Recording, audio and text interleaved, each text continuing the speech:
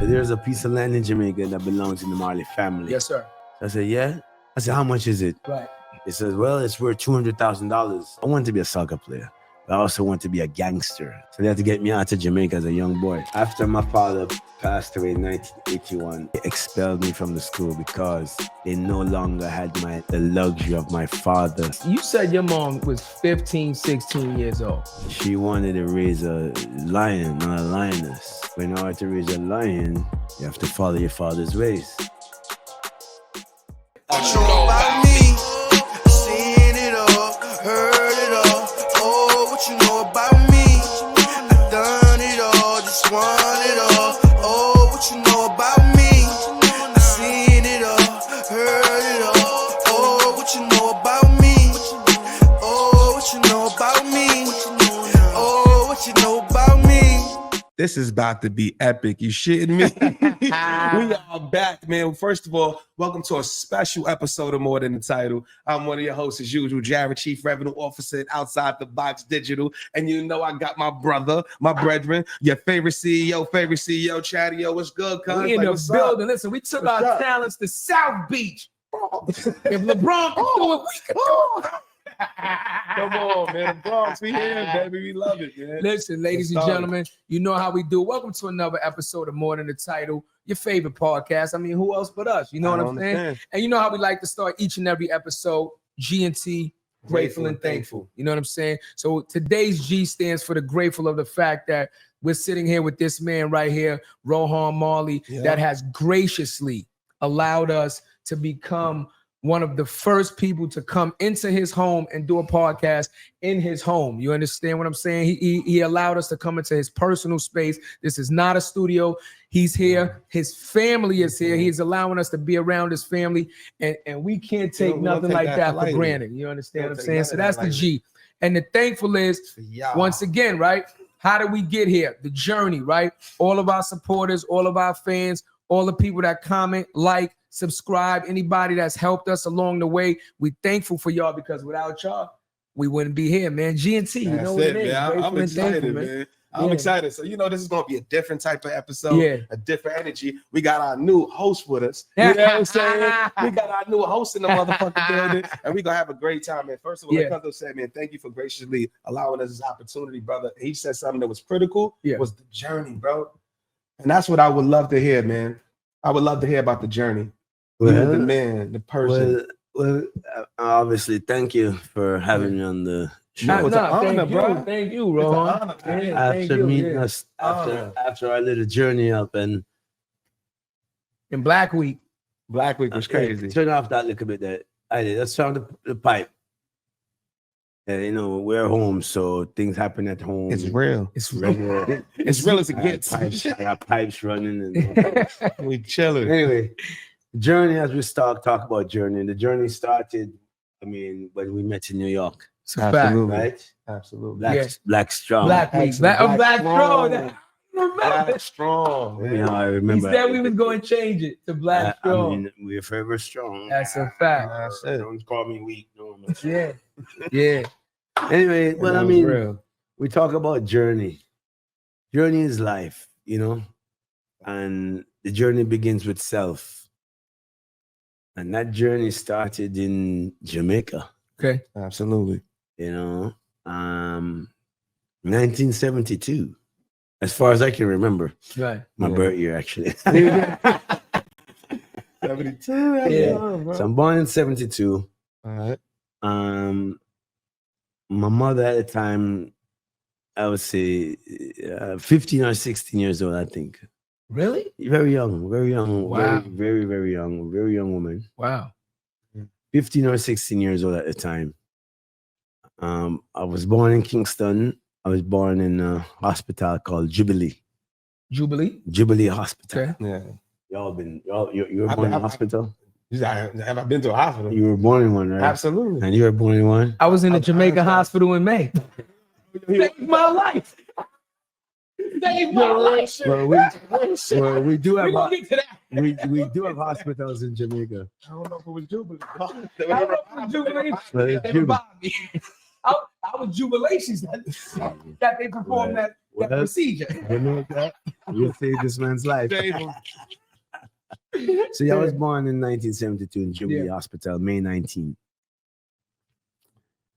So as far as I can remember, being a young lad, I just remember that I was very much had admiration for older people, you know, elderly people. Okay. When I was a young boy, I thought I was a grown man. So I aspired to be like the elders. I wasn't a kid that played games. You know, I wasn't into games like that, those type of kiddie games. Okay. All right. Yeah, I wasn't into that. I was into more like wanting to work, go to workplace. I was into driving. You know, I was into those type of things. I wanted to, I remember my mother had a friend, and every time he would always say, he's going on the hustle. You might go like hustling. So I always wanted to understand what was the hustling. Yeah. Going on the hustling. So I said, I always wanted to go on the hustle. Right. So my journey began like that, you know, in young age. I don't want to get too far past that because you said something that I want to. You said your mom was 15, 16 years old. So I want to touch on that. Yeah. And here's the reason why I want to touch on that. As a child, when you look and perceive people as a child, you look and perceive them as other children or like, you know, bigger kids and then adults. Yeah. But let's say your mom is like 15, 16 by the time you are 5, 6 years old, like your son's age, you're looking at her as like a younger, almost like an aunt, almost like a bigger sister. You understand? Yeah. What is that like? Right. Yeah. What is that like? Yeah. That's like this. Yeah. So you grew up in a house with your mother at that age, obviously. If she's 15, 16, where do you think she living? Mama love. Well, probably with her mom, right? Yeah. Right, with her mom, right? Yeah. Yeah, with her mom and dad. Right, yeah. Her sisters. So I grew up in a household that they called her by her name, Janet. See? Right off the bat. So what you calling her right off the bat? Janet. I tell you this. I'm 45 and I still call my mother mommy. Yeah, I was saying mama. No, mama. You understand? I call her Mama Janet. Right, okay. But when I was young, I called her Janet. Right. Because all her sisters and her brother called her Janet. Yeah. And then they called their mother Mama. Okay. The grandmother. Yeah, my granny. Okay. So I grew up calling her Mama. And they called their father Daddy. So I called my grandfather Daddy, Wagwan Daddy. The whole time. Just so you know how that translates. You're calling your grandmother mommy, technically. Mother. Mama. Right? Mama. But like we would consider that to be mother. Yeah. And you're calling your grandfather Daddy. Yeah, because they call him that. Right. But I had my own father. But you're calling your mother Janet. Yeah. So I was raised like that. I was raised where my aunties, who are like my sisters, well, no, not my sisters, they're more like my mothers. They all raised me. Like I remember sometimes my mother had to go do her thing. So when my aunties had to go to school, no one was home. They couldn't leave me home with anyone. So my auntie had to, one day I remember her taking me to her school. I probably was like 2 years old, 1 year old. So I remember those early days.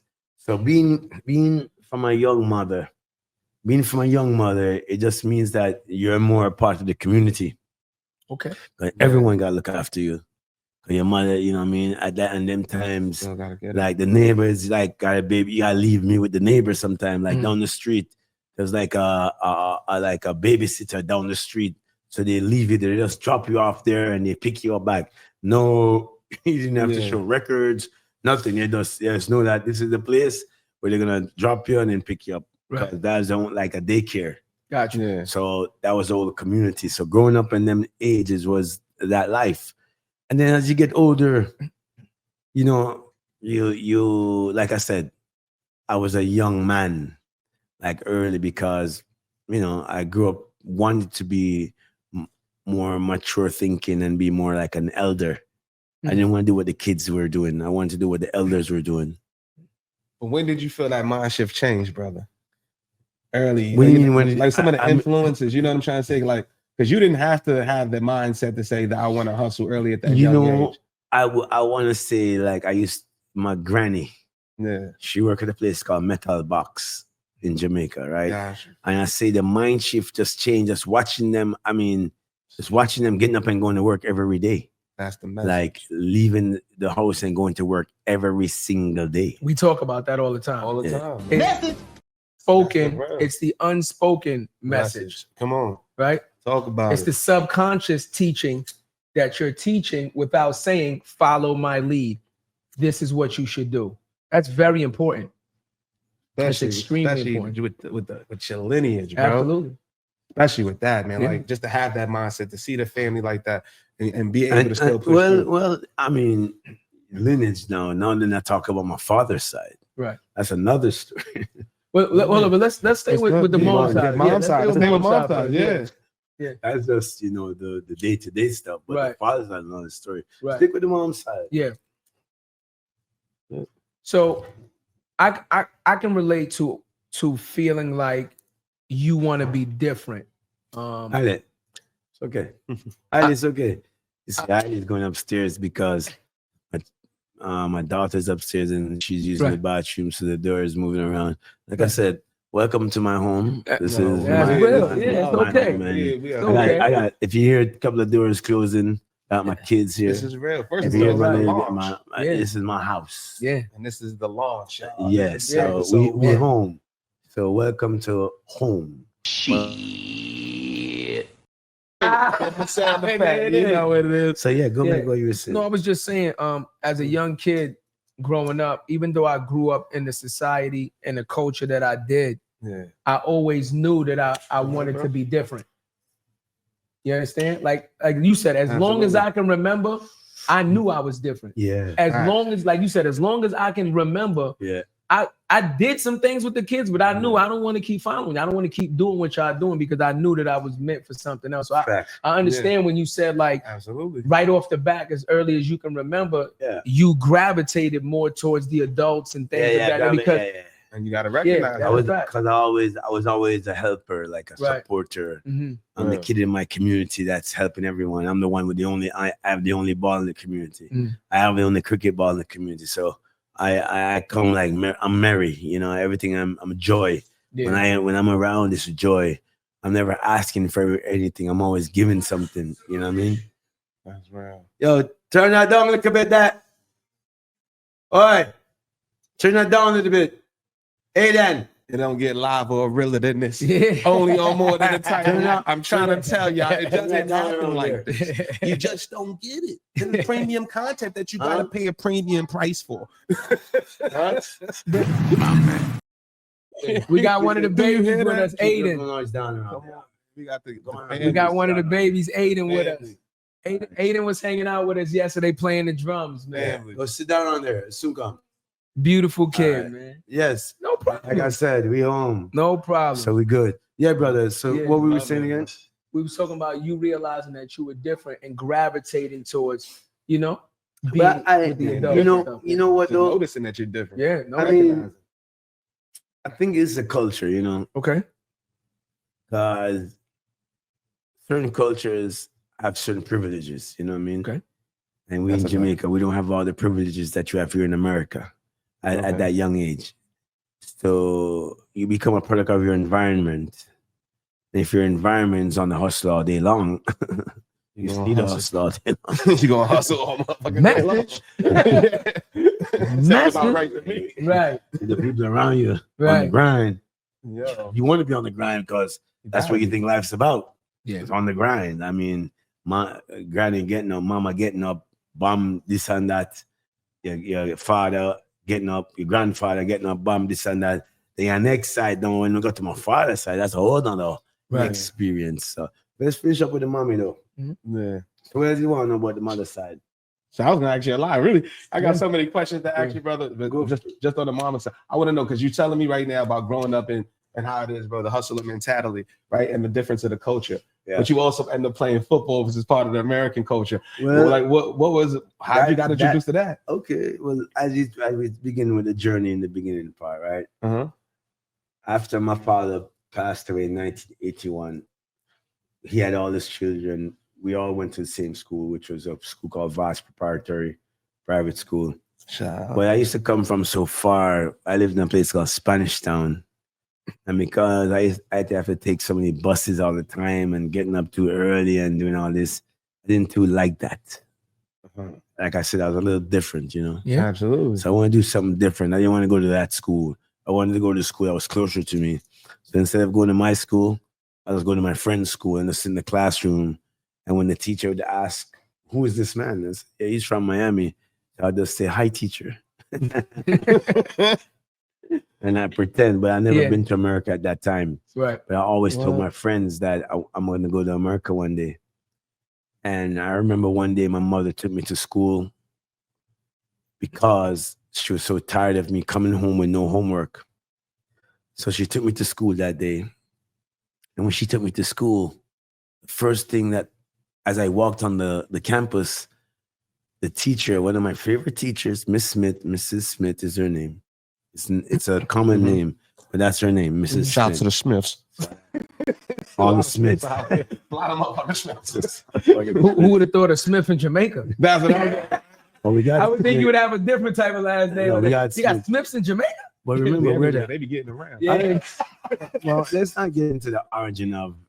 Let's not get into indigenous people of the land. Right. Like, if you start talking about Smiths, I got to go way. Right. Let me just think. I got it. We rocking with you, but it's funny as hell. Let me go on to that. So Miss Smith now, my mother, like, what happened is my mother, right, when she takes me to school on this day, she has to like keep my arm locked. She has to like to lock me in her arm. Because if she doesn't lock me in her arm, I'll slip away on the school bus, on the public transportation. I'll slip away and I'll get off at a place called Halfway Tree.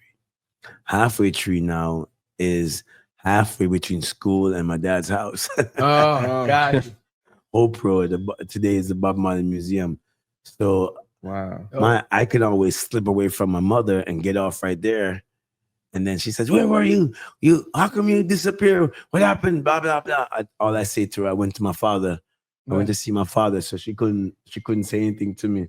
As my trump card. Oh, I went to see my father. That's right. So, but this day, she decided that she had to lock me in her arm.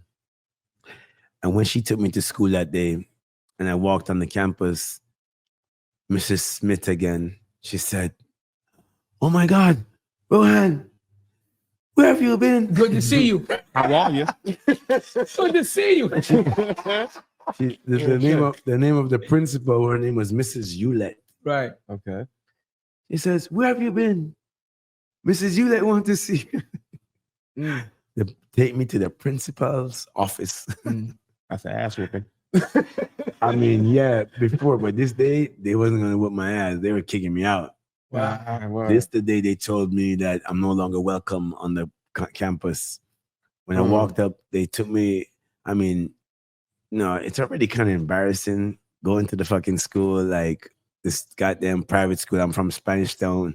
Most of the motherfuckers in that school, they would like me. Cheers to Voss Prep. But Come on, man. Fuck some of you. It's a message.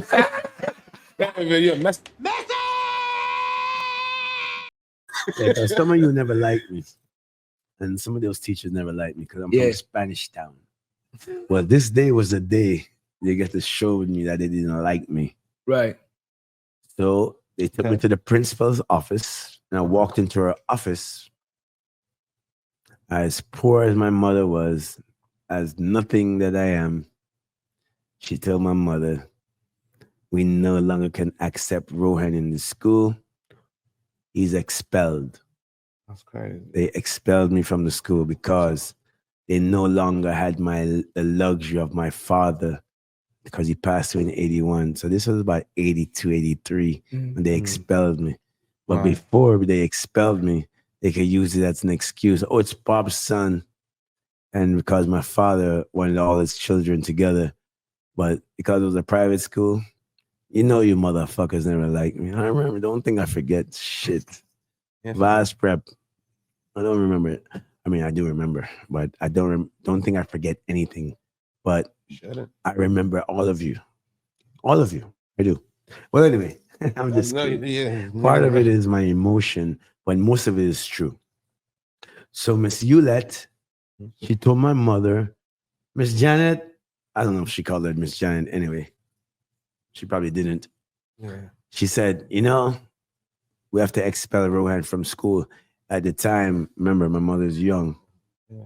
So these words were like, what does that mean? They told her that he's no longer accepted here.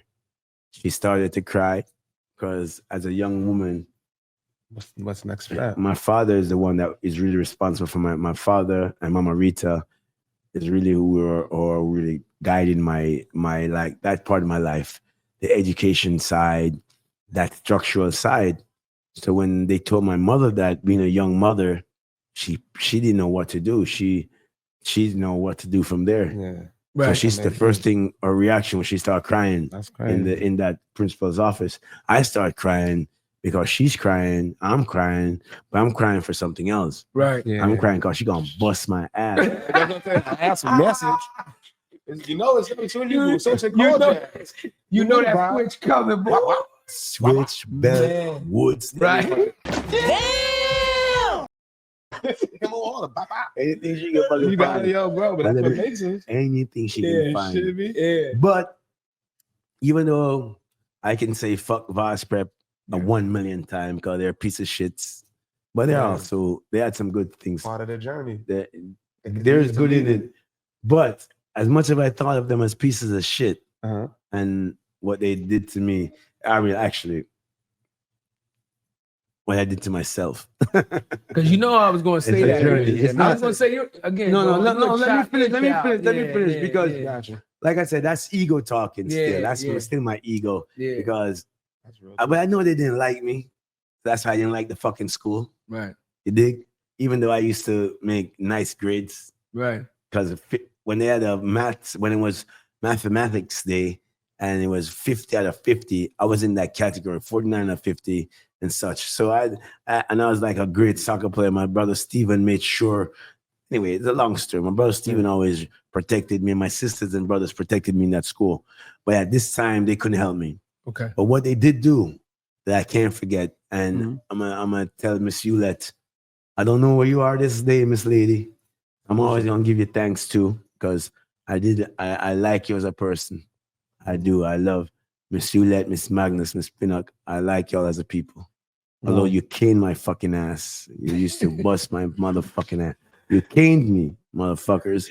But you're still good people. I like you because you were putting discipline into me. That's it. Which I didn't have. But part of my journey is through this. You teachers there at that school is where I learned a lot of principles. I remember that we had to say a prayer every morning. I mean, I had a nice meal in the daytime. It was very good. Yeah. It taught me a lot of things. You taught me about being a gentleman, that school, Voss Proprietary. But as a child, I didn't like none of you motherfuckers because I didn't think you liked me. Right. That's real. But I love you for your principles and what you've put into my life. You're part of my journey. But this is what I love the most about you. Mm-hmm. And Miss Hewlett, if you ever see this program one day, I love you for this. Miss Hewlett gonna see this. She gonna see this. I hope. Message. See this. I hope roll. I hope so. I remember. I love you too, man. I remember her husband. I remember actually the first Santa Claus I ever saw was her husband. I don't even know what the fuck that was. Oh, he was a different But Santa Claus? he was a Santa. But one day in school, he came and played Santa Claus, and all the children. I couldn't get to see the motherfucker. The line was so fucking long. Right. But I remember him being Santa Claus, a good man. He made all the children happy in the school. Dope. Her husband. But Miss Hewlett did this. Miss Hewlett, when she told my mother they expelled me that day, she said, "You know something? Call Steven, my brother." Mm-hmm. She called Steven into the office. The first thing he comes into the office, my brother, like I said, I told you they're very protective. Yeah. He saw me crying. The first thing he said was, He did like this. What's the matter? Yeah. What's the matter with you? Like, what happened to you? No, it's actual word. What happened to you? Right. Yeah. Mm-hmm. And the lady, Miss Sheila said, the lady, we're home now. The lady, Miss Hewlett, said, "No, Stephen, can you please call your mother? We want to speak to Mrs. Marley." Right. They said Stephen called her on the phone. 927-202, something like that. 927-0202, some shit like that. 927-0282. Something like, I know the first numbers. 1980 something, 82, 83. When he did that, I remember him. He says, "Mommy, Miss Hewlett want to speak to you." The principal take the phone. I can hear because I'm standing right there. "Hi, Mrs. Marley. Mrs. Marley, I'm sorry, but we had to expel Rohan from school today." Crazy. That's my dad's wife she's talking to. Right. Because your mother is standing My right mom, there. Yeah, but I call my dad's wife Mommy because that's what my brother told me to call her. I'll tell you, that's another story. That's right. Okay. That's what I call her. Okay. So Mama Rita, I call her Mama Rita today, and Mama Janet. Mama Rita, like I said, very instrumental in my life. Wow. I heard Mama Rita say on the phone, she said, "Mrs. Marley, we have to expel Rohan from school." Mama Rita said, "What?" She says, "No, Mrs. Marley." She says, "No, Mrs. Marley. We want to know would his grandmother take him in Miami." I heard her said yes. Remember, this is after my father passed away. Right. I heard her say yes. That's what his father would want. My dad passed away like a year before, a year and a half before. Right. Yeah. So Mama Rita, obviously, she don't want them to cane me, because she know they'll beat me. Those fucking teachers, they cane your ass. She says, "Don't worry, send him to me. I'll deal with him." Right. Okay, good. You expelled him? Well, send him to me. Right. My mother then took me to Hope Road and said, "Son, Mama Rita gonna come see you here. You wait." I said, "Huh?" Because I know when Mama Rita come, I'm in trouble. Yeah. But the trouble I'm in with Mama Rita is a different kind of trouble than when with my mother. Absolutely. Mama Rita trouble is a little different than my mother trouble. My mama trouble is a beating. Yeah. And she gone about her business, do her thing. Mama Rita trouble is a talking to. It's two different ways to approach it. Yeah, because Mama Rita now is like my dad talking to me. So Mama Rita is like dad. Yeah. She's the she's the gongites. She's the gongettes. Gotcha. If there's Bob Marley, it's Rita Marley. Yeah. If there's the gong, she's the gong S. That's like, and I've never heard that before. Just so you know, she's so the real for you deal. to speak of her like that, she's a real deal. Yeah, she's a real. Yeah. She is a real. That running stuff. Running stuff we talk about. Yeah, she was the one running us. She's the one running with that on the beach. She's the one that continued that. She is the one. He's the one that moved to Africa and Ghana and established. She is the real deal. Shout out to her, man. And that's why all I brothers and sisters, mothers, and everyone have to hold Mama Rita on that level, because she is like, because remember, there's father and mother, but this has nothing to do with that. Right. This is about Zion. This is about Rastafari. Right. This is about the principles. So my father's principles are same as her principles. Right. You can't separate. That's like the God principles. She's the one that introduced us to the Ethiopian Orthodox Church. Okay. Of course, she's the one that was there when Haile Selassie arrived in Jamaica in 1966. Right. She told my dad about Rastafari. Right. And my granny. Isn't it? So that's Mama Rita. So when she said yes, that's a message. I heard one. That's the message of message. So when Mama Rita said yes, that's what his father would want. She already know how terrible I was as a young boy in regards to my aims and goals in life. I wanted to be a soccer player, but I also want to be a gangster. Like, I admire gangsters. Like I told you, I admire the elderly people. Yeah. I always admire the bosses. Yeah. So I used to roll around with one foot of my pants chopped off, like gangster. I thought I was gonna be a gangster. So they had to get me out of Jamaica as a young boy. When they got me from Jamaica, they brought me here to Miami. Now when Mama Rita, we did that, my granny came down and organized my papers. My mother had to sign me over to my granny so she could adopt me. My grandmother had to adopt me. My father's mother adopted me so I can come to America. If not, I wouldn't be able to come to America. So my mother had to kind of sign me over so I can leave Jamaica. Before you go past that, again, you said the journey, right? No, I know, but we can't skip over pivotal moments. Yeah. Your mother is a young mother.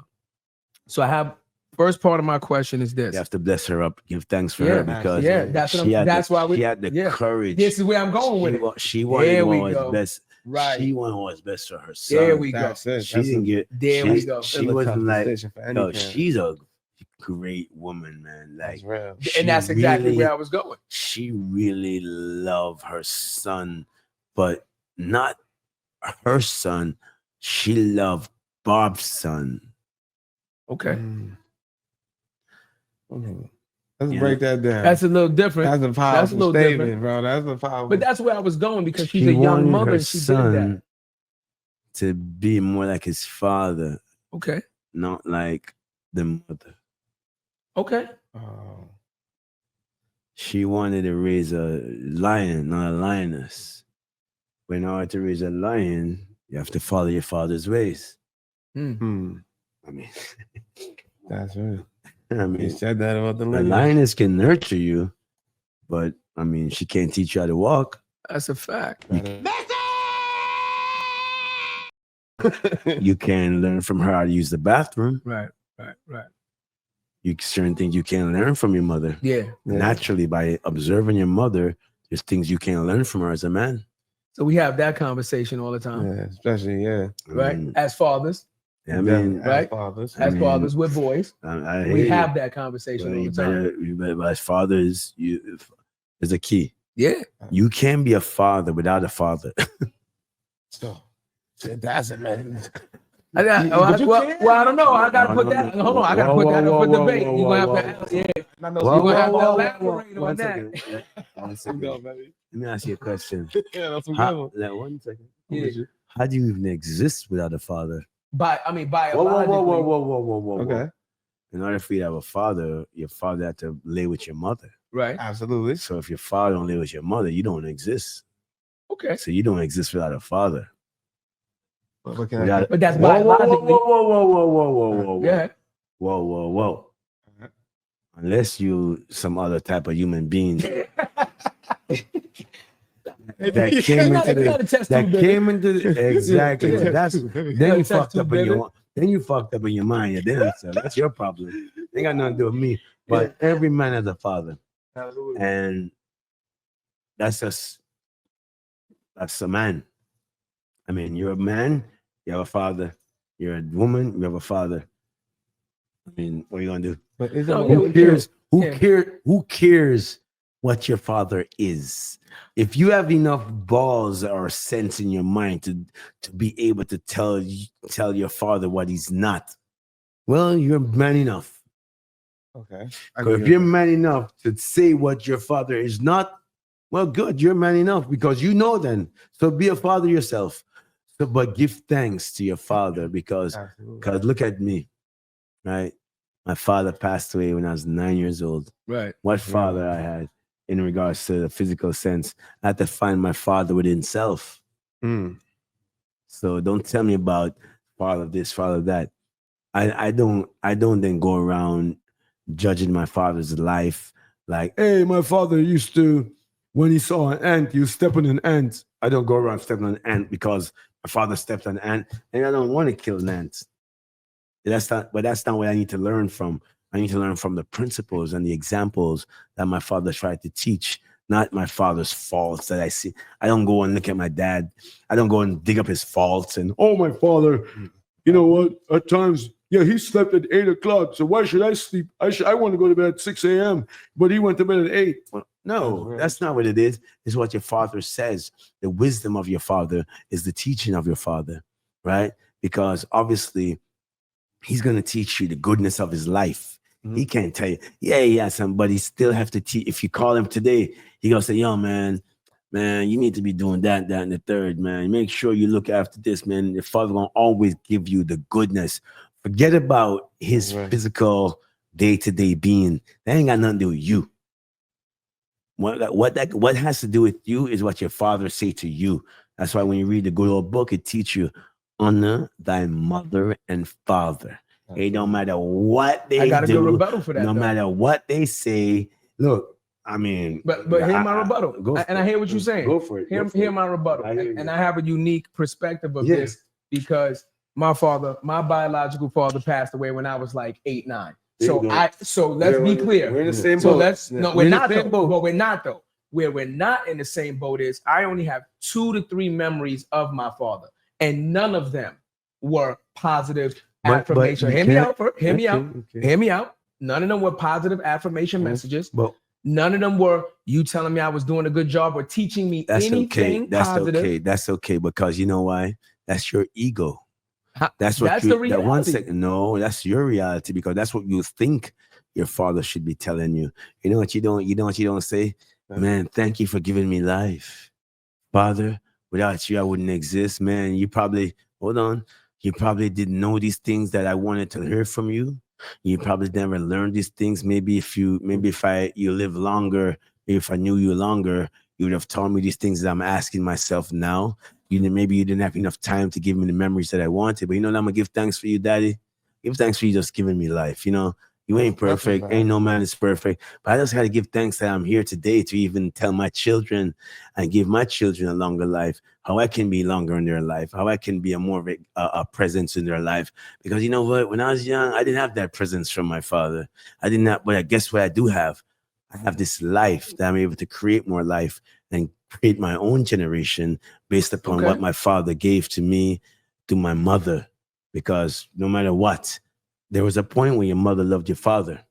So the love that she had for your father is what she needs to tell you about. And those experiences, not what you saw. You didn't have enough time to see. You didn't even know what you were seeing. Maybe. No, I know. No. 1 second. No. In your own understanding. But maybe what your father was doing is what he needed to do for whatever desires he had within himself. Okay. Yeah. That's his journey. You got, I mean, shit. I'm a man's a man. What are you gonna tell you? Can you tell your father what he's doing is wrong at that age? You don't know what right and wrong is. You don't learn yet, but now you can. Now your memory can. But what your mom needs to do is tell you about how much she loved him and why when she loved him so much, she gave him the moment to create you. Okay. So that's to give thanks. I'm gonna tell you right now. Jump in. Shout out to my father. My father worked 29 years from 7 in the morning to 11 o'clock at night. Mm-hmm. So you talk about the hustle. My pops would sell clothes right in front of Macy's. He's the one type of niggas. Pops, I love you. You know the vibe. And that's the hustle we get. So what I feel with Cuzzo is, right, we have different journeys. Regardless of our parents, we still chose to be him and not them. We chose to have the mindset. We chose to fucking go through the journey. And motherfuckers don't do that. Bro, we are here. If we are testament of that right now. Facts. Come on, bro. Hey, listen. Come on, bro. Look at the love. I'm telling you. Hey, remember this, right? Remember this, right? I love this shit. Now you talk about your father, right? Pops, right? You don't even know what a podcast is. You remember my father? Mm-hmm. You know who my father is, right? Yeah. So, you know what he did between the age of whatever he is till be 36? A lot. And so, how much time you think I had with him? On a day to day. No, we understand. Correct. Understand so guess what? Right. Guess what? The kings we are today, only a king could build a king. But only a king. I don't. But see, but are we talking create? Well, are we talking? But are we talking creation or building? Because technically, my father created me. He didn't build me. No. He didn't build me. He chose to be him. No, but let me tell you something now. Now you're talking ego. Because why is that ego? Because the ultimate father is the Most High. Your father is just a vehicle. Okay. All your father's responsibility was to bring you into this world and your mother nurture you. But can I tell you something? You know how many children live with their fathers and still don't do what their fathers say? Okay. So really and truly, your father's a heavenly creator. So the little bit of the heavenly creator your father tried to teach you, you got to tap that. So build you, create you. What are you talking about? When you were 1 month old, 2 months old, 3 months old, without breast and milk and feeding and a little bit of learning how to standing up. Hey, when you walk, someone pick you up. That's building you. But he wasn't there for none of that. That's what I'm trying to tell you. But guess what though? You may think he's not there for that in regards to a physical manner. Okay. Yeah. But the soul of him, because when you walk, right, man, if you ever remember now, I don't know your that history. I'm just speaking. We can talk. But remember when you walk down the street, someone said, man, you walk, man, ain't you Yes. Yeah, so Yes, that does happen. Yes, so no Absolutely. matter. That's real talk. That's so and so. What's the name? You look just like your father. That's a fact. So he don't got even got nails. That's a fact. I can agree with that. I can he agree don't with got that. no matter what. Look, Right. no matter. Well, I was saying to you about kids that live in their father's house and still do whatever. Yeah. No matter what you do in life, you are your father's son. No matter what he do, right? No matter what he say, no matter what is. Remember, you have in this world we live in today, right? We live in a material world where we're distracted by our eyes, not by our essence. Right. We don't live by our essence. We live by our eyes, and yeah. our ears. We don't live like this, and we don't be still and meditate and like go to like your father's father.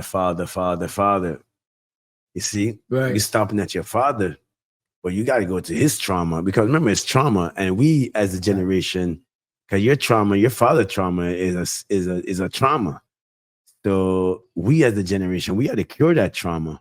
It's all traumatic, because what the experience your father had with you is from trauma itself and fear and being raised to think we're slaves when we're actually kings and rulers. So from your father, if your father ain't burned that out, you're not gonna get this kingship that you're talking about, because you got to go to your father's father, then his father. Then wait a minute, I gotta check this gene. Where did the disruption come in? Where was the disruption? Mm-hmm. Where did the disruption happen? Right. And you got to start from before the disruption. And that's who we are. And that's who your father is. That's who his father is. And that's who his father is. Because we're really kings and queens in this earth. But you got to go through that. So you can't sometimes they say, oh, the children take on the father's sin. It's not true. The children are here for the father's forgiveness. Message. Yeah. The father's forgiveness. Yeah. I need you to elaborate on what is the father's forgiveness? She was fucked up. Well, she was real. I mean, who are you to say that your father's work wasn't God's will? Okay. All right. Right. Okay. Who are you to say that moment? Remember Christ's mother Mary? Mm-hmm. Right? She didn't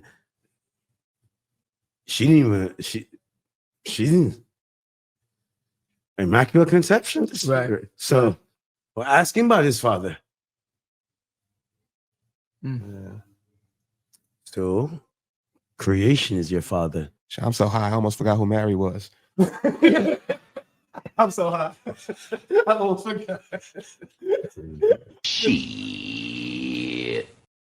I need a what the fuck is wrong with this guy? I was like, what the fuck was that? Well, hold on a second. I was like, holy shit. I was like, I'm sitting there thinking, yo, bro, I'm mad high. My bad. I love it, bro. This is a dream. Guess what? What's wrong with this guy, man? Get him in. Who's Mary, right? Yeah. Now, here we are seated at this presentation, right? Yeah. In front of us, I have Mary sitting right there. Absolutely. Right. I missed the clue. I was over there with African design. The sacred so art. Just so y'all know, I'm gonna hold up the book. Yes, sir. Talking about so that y'all can see exactly what he's talking about. Right. So this is the book that's sitting right on his desk, right? And he didn't put this here when we got here. And you know what's funny? You also have the Ethiopia book, bro. He has a bunch of Marley coffee, right? Too. Yeah. You get your beans from Ethiopia. What made you do that? But wait, you don't wait. We ain't wait. I was like, that was some real shit. No. Let's see this up. Let's see this up. All right, because you asked me a question, right? Okay. The children are their father's forgiveness, right? Okay. Let's do it. The child is the furthest father's vision. But first, you have to find the goodness in your father, not his mistakes and not his faults. So we are, no matter what, we are of that genealogy. It's what made us. Just like when you walk down the street, that's so and so's son. You can never hide. So you are your father. Yeah. So the father, so the son. So what I mean is, but the ultimate father is the ultimate creator.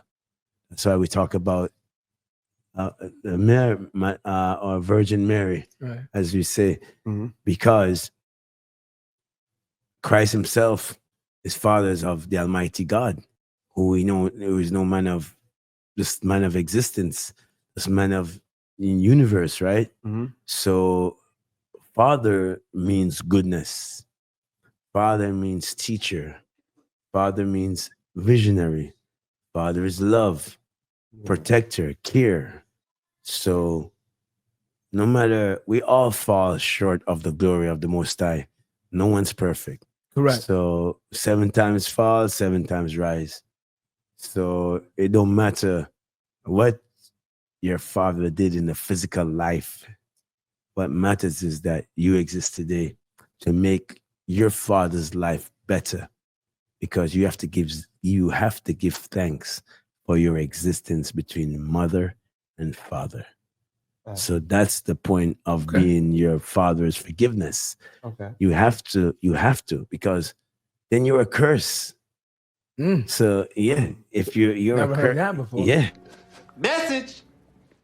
Acknowledging that, look, you were the disruption, but I still chose to get up and do what I needed to do to change the narrative. Change the narrative. So that's what we're talking about. So that's what I agree with. You have to go back to the trauma. Right. And but it's research. It's like when you think about, we talk about like the Smiths.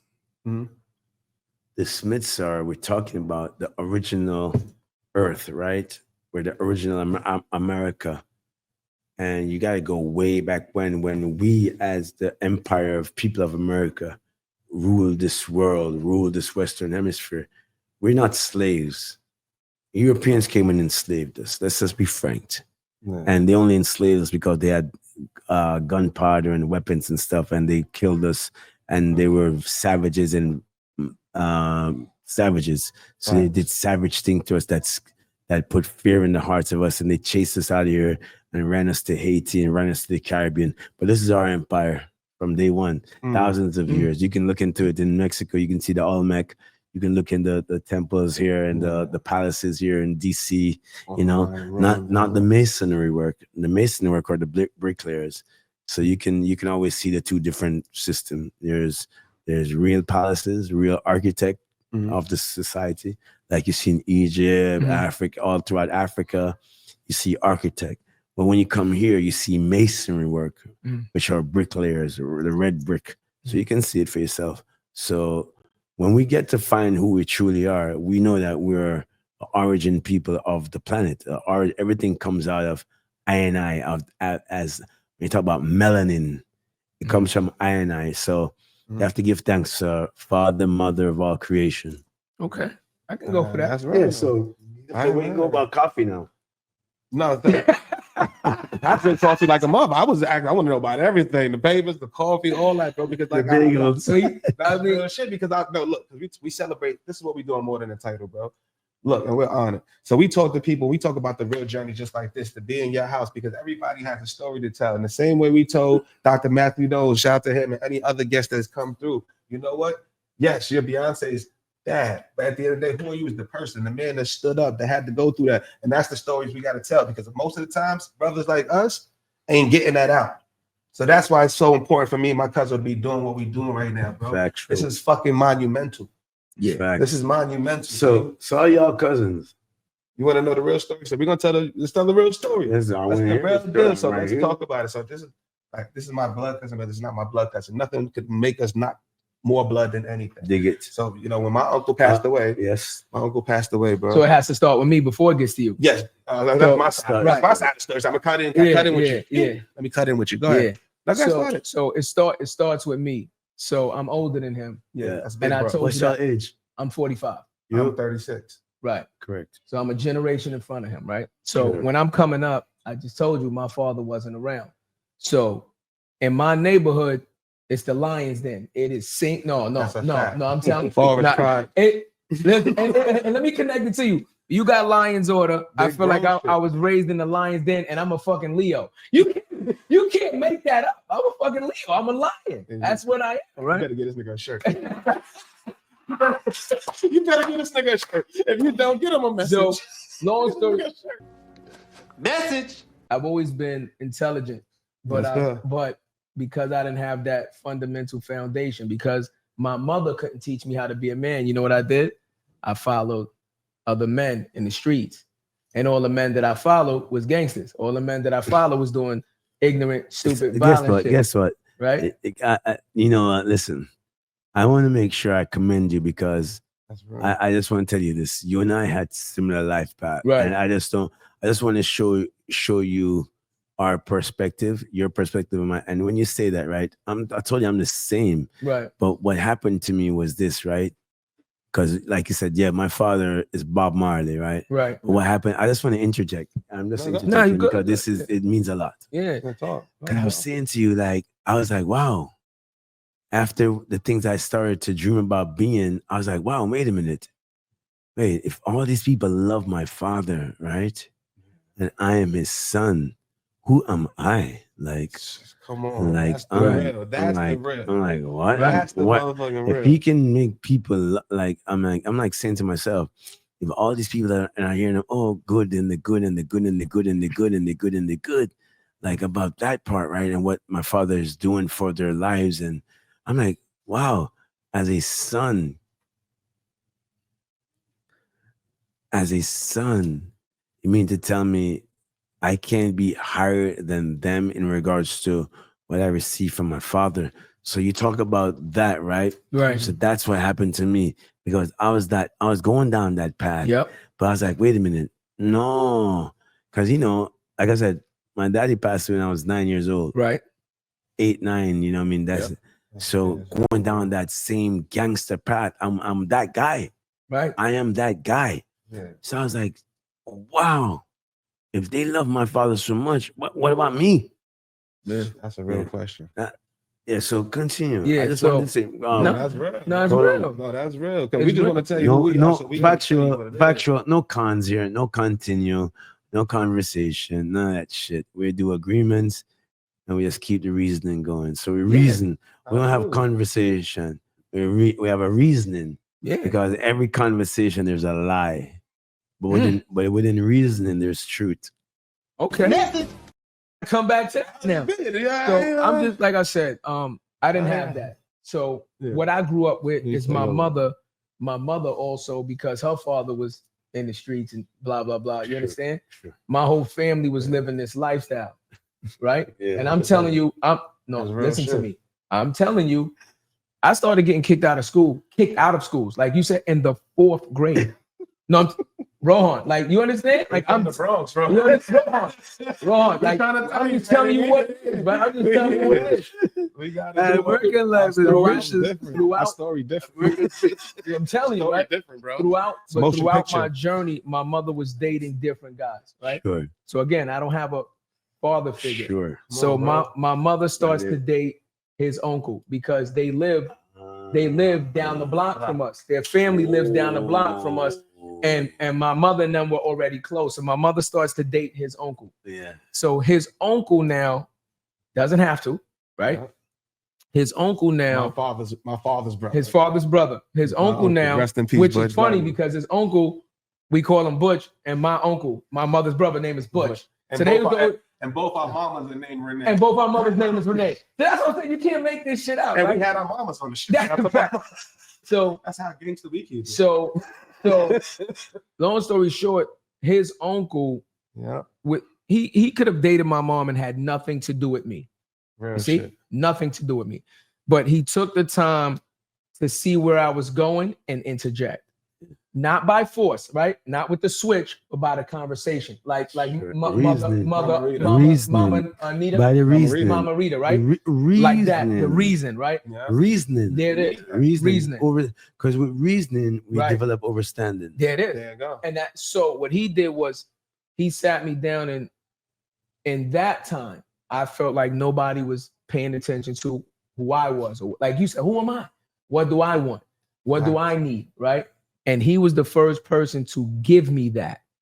And when he did, then he started to outline, well, listen, if we want to do this, we got to concentrate on this. If you want to do that, we got to concentrate on this. But in order to do that, we got to stop doing this. Right. You feel me? Yeah. So that's the type he was. So get him out of Jamaica, move him to Miami. Right.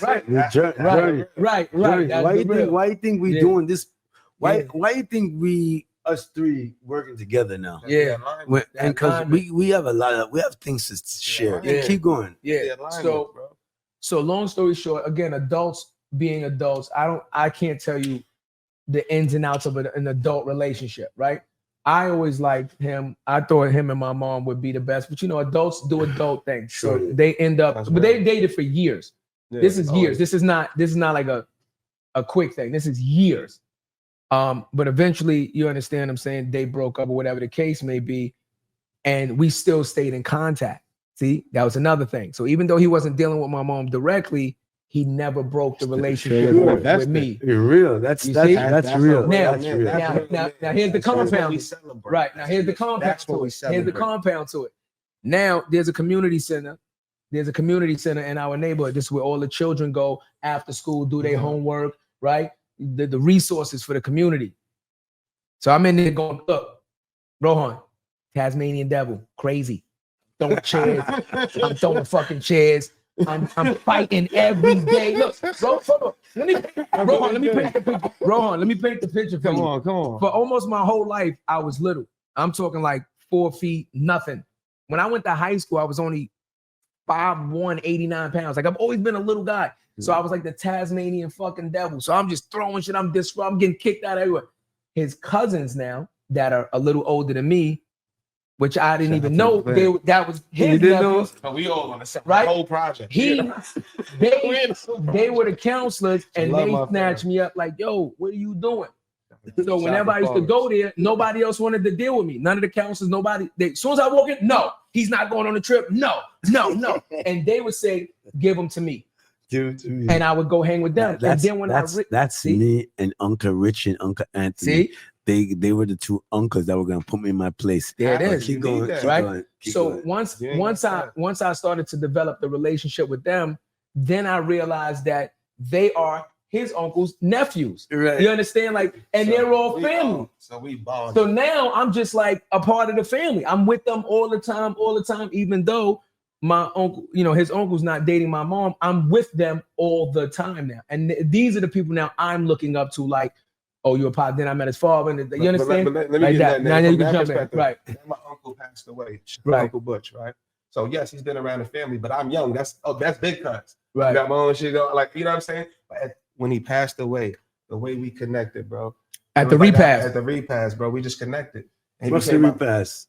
Like a funeral. Like, we go to eat chicken and all that shit. After the funeral. It's a celebration of life after the funeral. Surely. So we just talking, man. I'm just going through the motions in life, bro. I'm just like, fuck it, man. I'm still working. I'm trying to make it happen. Just have my boy. I'm trying to rap. I'm trying to do a bunch of shit. Cuz I was like, yo, let's just go somewhere. We had him going to Cancun. I put it all on Cancun. Showed me how we live. We living in presidentials. It gave the vision. So guess what? I went to corporate America, did some shit. Me and my cousin, he's been corporate America 6 figures. I'm corporate America 6 figures. We said we're going to do it. We got to a certain level. We started the podcast. And we wanted to do this because we know we real as fuck. We real as fuck. So how do we not put this on content? Because me and Cuz will do this anyway. We're going to bug the fuck out and keep it real anyway. So why not do it with Rohan? Why not do it with people who are real and really talk that shit? Because our community need to see this shit. You heard it here first. Come on, man. We here. It's more than the title. You heard it here first. Come on, brother. Bro, why not do it row? Come on, man. You know the method though? Call me Rohan. But you know what's funny? Can you roll? Can you roll? You know what's funny? With you like I joke with The you? message is the same Can I though. smoke with you Because like I joke with what you? we do, even if we don't agree on the verbiage, we're kind of living exactly what you're talking about. What do you mean wait, hold on. Yo, Verbiage. wait 1 second. Verbiage. Wait 1 second right there. What's good, broski? Bro, what you say about we don't agree on the verbiage? Yeah. What verbiage? So verbiage, right? Sometimes you can communicate using a certain set of who words. don't communicate in the verbiage? I want to be specific. No, I said we might not agree on the verbiage. We who? Like when you said the father and this and that, and I disagree with you initially. Oh, you don't That's what I said. disagree. Yeah, you just just don't get it yet. Okay. But you don't get it because you gotta do it. Because you have to be what was not. Okay. See, That was amazing. You gonna get it. So you gonna get it because you gonna realize. You're gonna realize that you're the fulfillment of your father's journey. Because when you get something I'm gonna have to go through. This is gonna be a process. I'm willing to go through it. You had my curiosity, but now you have my attention. That man is of this universe, right? And that the flesh is the flesh, but the journey is life, because you are here to fulfill your father's dream, such as your child. And that's a generation. Okay. And that's what we talked about when we first met. Right. And that's what we talked about when we first met with lineage. Because you have no idea, right? The things that you're talking about doing, if your father was here today, he'd be like, man, that's what I was thinking about when I was your age. I can agree to that. So, well. And I'll tell you why. Well, let me tell you this. So if you agree to that, okay, it's like I said, we're reasoning, right? So it's a certain overstanding. So when you agree to that, that's your final point. You can't agree and disagree on the same point. It doesn't make any sense. So when you agree to that, you have now agreed to the reasoning. Because like I said, a conversation, there's lies and there's deception. But within the reasoning, there's a journey. And you get to a point, you get to a realization. So what I've just expressed to you now is a realization to be like, oh my, yeah, you know what? Yeah, because some of the things that your father was trying to do, he couldn't even begin those things because he was trying to fix life to get started. He's like, man, man, when man, by the time when my boy get 10 years old, I finally have my house, man, I'm gonna get him from his mom. Man, right now I ain't got it, man. I can't even show face. He don't know what he's thinking as a man, like a man, right? I can agree. Okay. Yeah. But the same thing that you have in regards to the goodness, it didn't start with you. It started with your existence. It started with your DNA. It started with your genealogy. So when you start going into the thing we talked about lineage, remember we said you made a clip of it. So, but you got to go to your father, because all your father was trying to do was prove to his father something that he was right. And then his father was trying to do. But the disruption is that we have to fix it so we can heal our fathers in their ancestry. So you because your father loved you. Because if he didn't love you, you wouldn't be born. You'd have, but your father loved you. Yeah. So you have to let him know that, because he wasn't even here long enough to even change himself as a man. Right. To even get to a place where he can even realize, my son needs me. He probably wasn't even, he's so busy, he couldn't even get to the point, because when you were 12 years old, he's like, oh, my son needs me. Finally, I clean on myself. You never even know that. Right. So he didn't even have enough time to even, because that's just life. But you now have to fix that. And that's where you come into play as a fulfillment of prophecy. Because that's every father's dream, is to be a father to their child. No matter what, no matter what goes on. Because you gotta remember, there's a thing called the devil. And you have, so everybody have demons within themselves. I don't. I cast them motherfuckers out long ago. Right. But everybody have that. So it's like this, and that way and this way. So He doesn't have to have the wisdom. Right. So the reasoning is what you said today. I agree with you. So once you agree with me, you have to agree with everything I say. I mean, not a catch-all. Well, because you know why? Because you know why? Because we talked about the journey when we started. We said, what's the journey? The journey is everything I've said to you. Yes, sir. You can't then go back and say, I agree with this, but I don't agree with it. No. Along the way, we had a reasoning.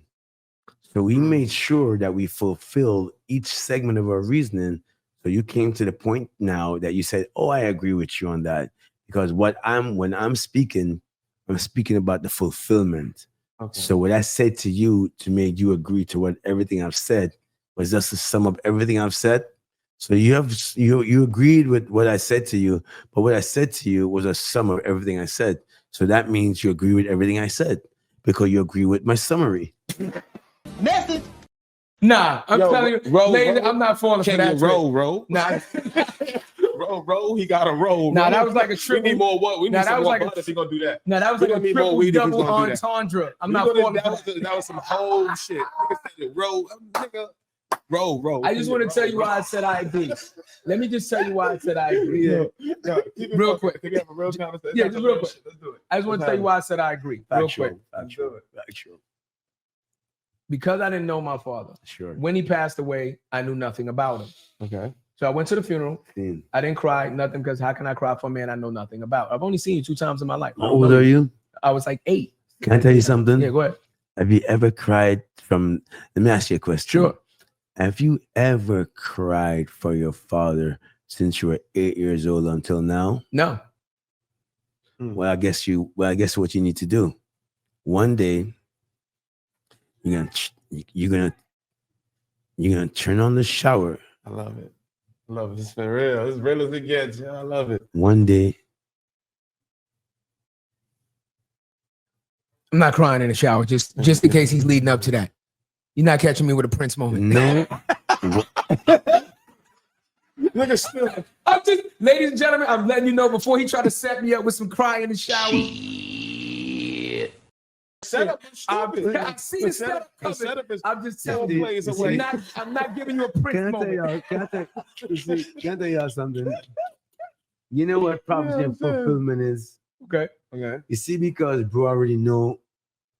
He already know. This is all ego. Bro is fighting that moment because he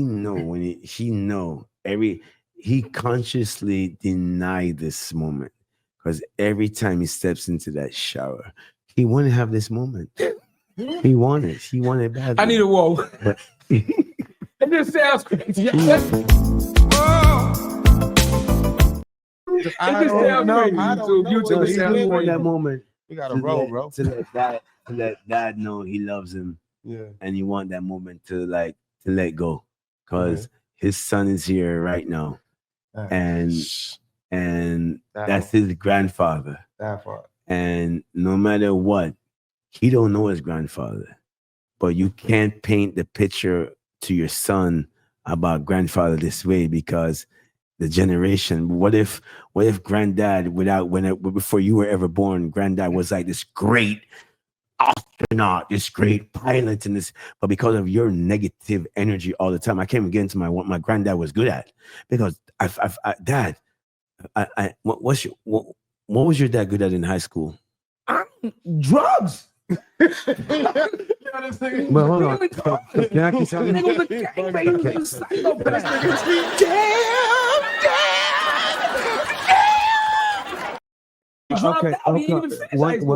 second. Let me tell you what that. One second. That means. He's a fool, but it's real. No. You're not keeping it real. Let me keep it real for you. That means your granddad was a pharmaceuticalist. My grandfather? Yeah, his granddad was in the pharmaceuticals. Okay. He was.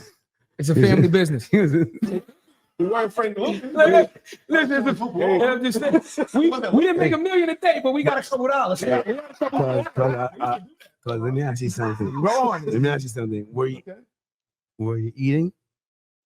Did the pharmaceuticals, whatever the pharmaceuticals were, was it helping out anything? I'm gonna give you the best answer I can. I can't really give you a straight answer for that because I don't know the things that I didn't see that he might have done for my mother. Can I ask you a good question? Sure. How about this? Listen, man. Right. You might be disappointed with this answer though, but go ahead. Don't disappoint me. Okay. How about this? Okay. Don't disappoint me. Okay. You ever had someone tell you that? Man, don't disappoint me, man. I done disappointed motherfuckers saying that 100 times. No, but this is real. Disappointment. It's so smart, but she just won't stop throwing shit at motherfuckers. But here though, don't disappoint me. Let me ask you something. Sure.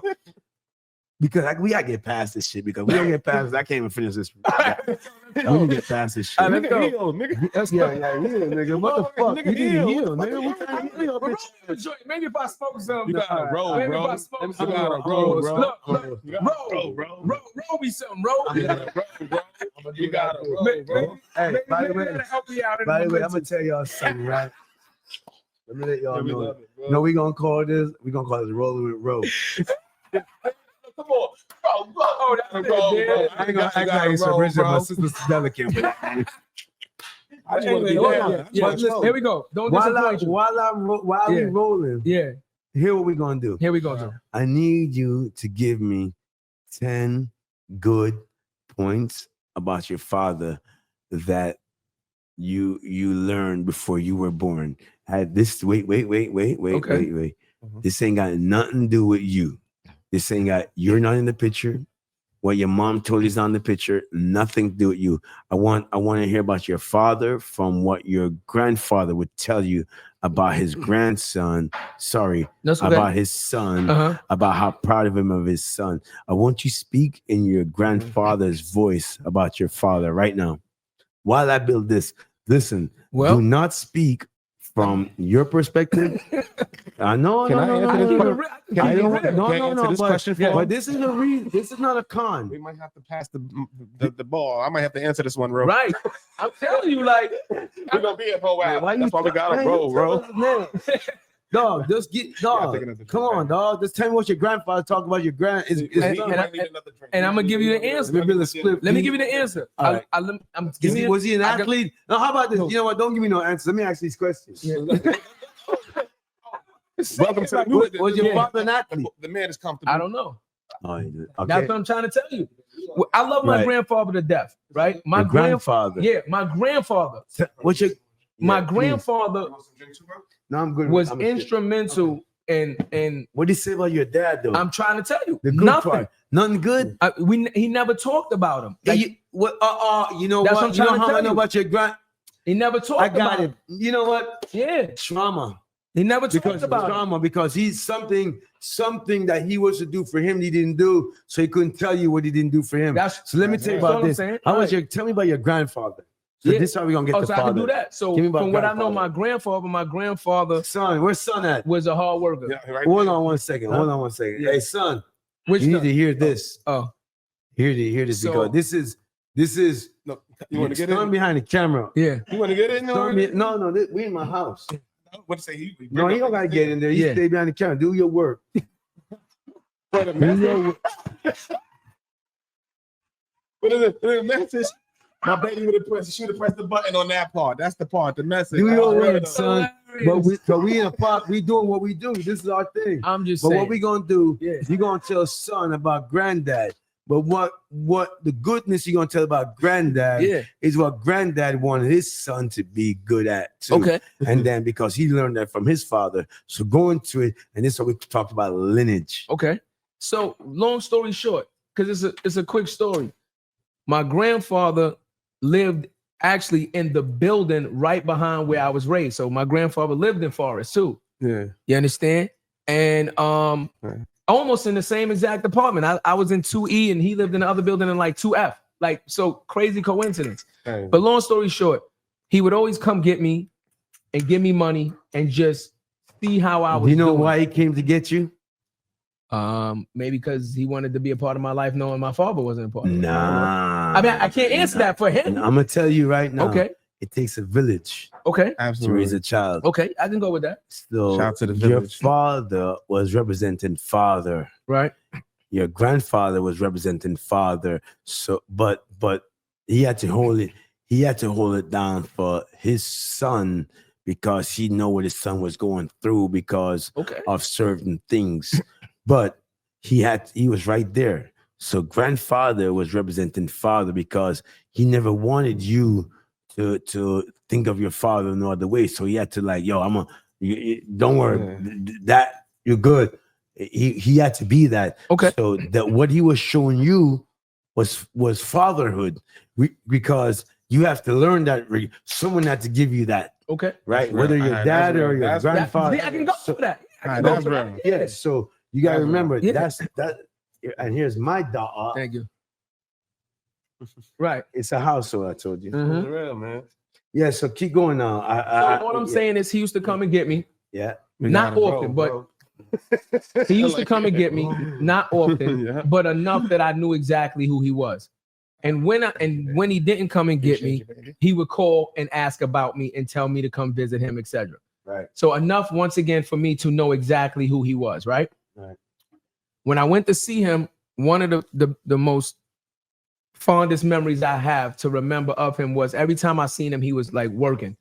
But he was my grandfather, so he was always an older man to me, right? 50s, 60s, 70s. Man, can you imagine listen, ask you something, right? Yeah.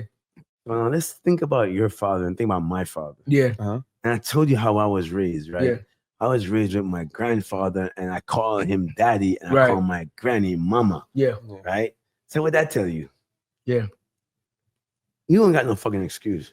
You ain't got no fucking excuse to be telling me some shit. No, but hold on. You can't not tell. Listen to me. My father was on a mission. Listen. And whatever mission he's on, that's his fucking mission. Okay. Right? Now I'm on my mission. And like you're saying, maybe you didn't get that thing you asking about, but your granddad gave it to you, which is your father, because he made your father. Okay. And they're the same people. So you cannot deny that. You dig? Like me. But bro, some motherfuckers fail the fucking mission. But guess some people fail the mission. No, but guess what? There's never listen. 7 times fall, 7 times rise. But listen to this. All right, talk to me, bro. You are to fulfill the mission. That's what we champion. I'm not gonna champion somebody who didn't do that. No, but no. Am I bugging? No. You're bugging. You're bugging. No, you're bugging. No, you're bugging. You asked me a question. Are you bugging? You're bugging. Whoa. Let me tell you what I just told you. That we're a generation. I told you. I just told you about lineage. Right. You are bugging. Okay. Because guess what happened? We're keeping the trunk. No. Listen, what you're seeing is not wrong or right? It's just an emotion, right? It's just a feeling of the past, right? Okay. But it's denying our presence. Because it's a trauma. Listen, these things happen. Okay. What the fuck we going? What you cannot fucking change. You go outside right now, you buck your fucking toe in the stone and you start bleeding and you gotta go to work. You can't change that. You can't change it, but you gotta keep going. Right. That's real. And you gotta take the good that you just walked out of your beautiful home. You just ate a great breakfast, but you walked outside and you left some shit on the floor and they bucked your fucking toe. Right. But you can't let that interrupt the goodness. Okay. You dig the journey. You talk about this fucking journey. I just have to let the audience know that shit is real. He got a roll, bro. But you said you were gonna smoke. He said he was gonna smoke. Listen. Full disclaimer: I never smoked weed a day in my fucking life. Well, welcome to Law and Order. So, like, this is peer pressure.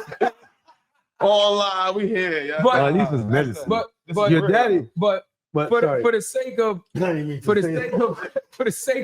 COE content of everything. Shout out to Ro. For the sake of Ro and the lineage. Now we hit Ro with the lineage. I'm having a great time. This is stupid. For the sake of growing the lineage I love it. of Rohan and his lineage and being able to smoke with a Marley. Come on, man. This I'm going to take a puff. Man. But let me just say this. Son, I love you. So just in case this is the last time I take this puff and I fall out. Nah, you tell him words. But the nigga jump off the always ready to jump off the ledge. That's jump off the ledge. Nigga, we good. What the is wrong with this guy? Am I kidding me or what? We gonna take over Dr. Everett, we come in. Hookah pen, smoking on trash. No, not a lion or the I don't know if my shit was the eye. It was the eye, but it ain't lying You over here smoking on that trash ass shit. I'm what? Hate it. the hookah pen. Oh, the hookah pen is trash. That's trash. Wow. I give it. Wow. Wow. Because he got a roll, bro. Wow. That's crazy. Lying That's crazy, bro. You shit me. Don't worry. About the team. Every little thing. You see what I'm saying? Gonna be all right. Ladies and gentlemen, you have just witnessed coercion. You better fucking take it. Coercion. You better motherfucking take it. At its finest. Coercion. Yeah, this is fine. Herbs, you good. My shit was active. You took a pull. My shit. Right, so, I got brought some New York. You know what I'm saying? But I'm on it. What we at? So we No, wait, let me just finish this, okay, right? And you know, I ain't gonna smoke my weed no more. please don't bring your herb in this I looked at house. my shit and like, fuck Leave that. your shit in your bag outside. Yeah, I tried to. I tried to be hospital. Hospitable. You know the shit. Leave your shit in the Uber. Come on, how the fuck I'm not? I come out listen, You walk into the come out Lions here. or Listen. order a house. Listen. Oh, I ain't order. I'm willing to get disrespected. Motherfucker, Hold on. I'm willing to get disrespected for smoking a hookah in a Marley house. But get disrespected for smoking butt and your butt is trash. The car's crazy. Yeah, that was Damn! Take it both ways. That was wild. Yeah. But would you not bring your own butt? Taking it both ways is wild crazy. Hey yo. Yo, I can say, give me disrespect for a hookah pin. I can tolerate it. But getting disrespected. I'm not trying that trash. Is crazy. I'm not trying that trash. It's on the motherfucking budget. We had message. Like I said, I rolled up 7 spoons, like I motherfucker. I put it in a Newport like- box. And I did it. like I said, leave that shit in the Uber, don't but leave it in the Uber. Fuck it, let's go. And let the driver say he lied and say he didn't leave it. It was out. Let me get a lighter. I'd have sold you a black Let me get a nigga. lighter. Let me get this thing going. Oh, Let me that's get tight. this thing going. So what we were saying now let's close off. Let's do it. No disrespect to you, bro. Obviously, we all have our traumas, like myself, and coming from where I come from. But we have to be men now, and we have to forgive. And what I mean by that we're the children of forgiveness. Okay. That we have to forgive our fathers for the things that we think they didn't do, but we have to forgive them but we have to give thanks for the thing that they did do, which was give us life. I got you. But I give thanks for more than that. Trust me, I'm not in your boat. Right. I'm in a different boat than y'all because my daddy, my dad. I'm talking Bob, not my granddad. Now Right. we're talking about Bob. Right. Bob laid the foundation for his children, Right. and we're able to steward that and come together as brothers and sisters. Oh, there's Zai. Yeah, what's going on? For my children today. I love it. it. So we were able to, as children of Bob, to get together and honor mother and father, protect our family's legacy through the Ethiopian Orthodox Church, and that was able to align all of the minds, because you can't align in the flesh; you have to align in the spirit, right? Mm-hmm.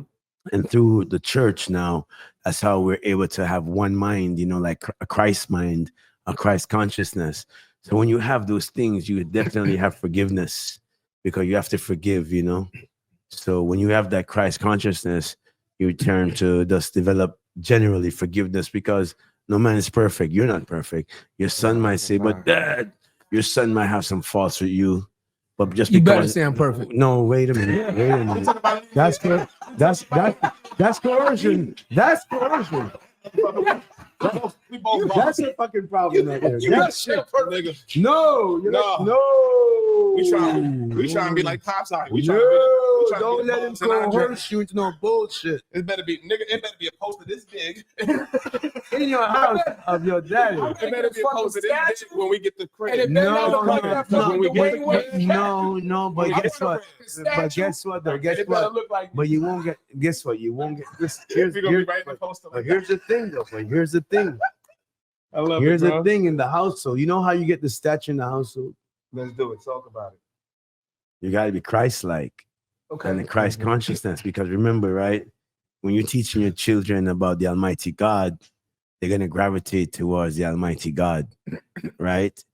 So it's going to be a Christ consciousness. Gotcha. So then when you see your children are geared towards that and they're focused on that love for life, love for humanity, love for creation, that's what you're going to admire the most.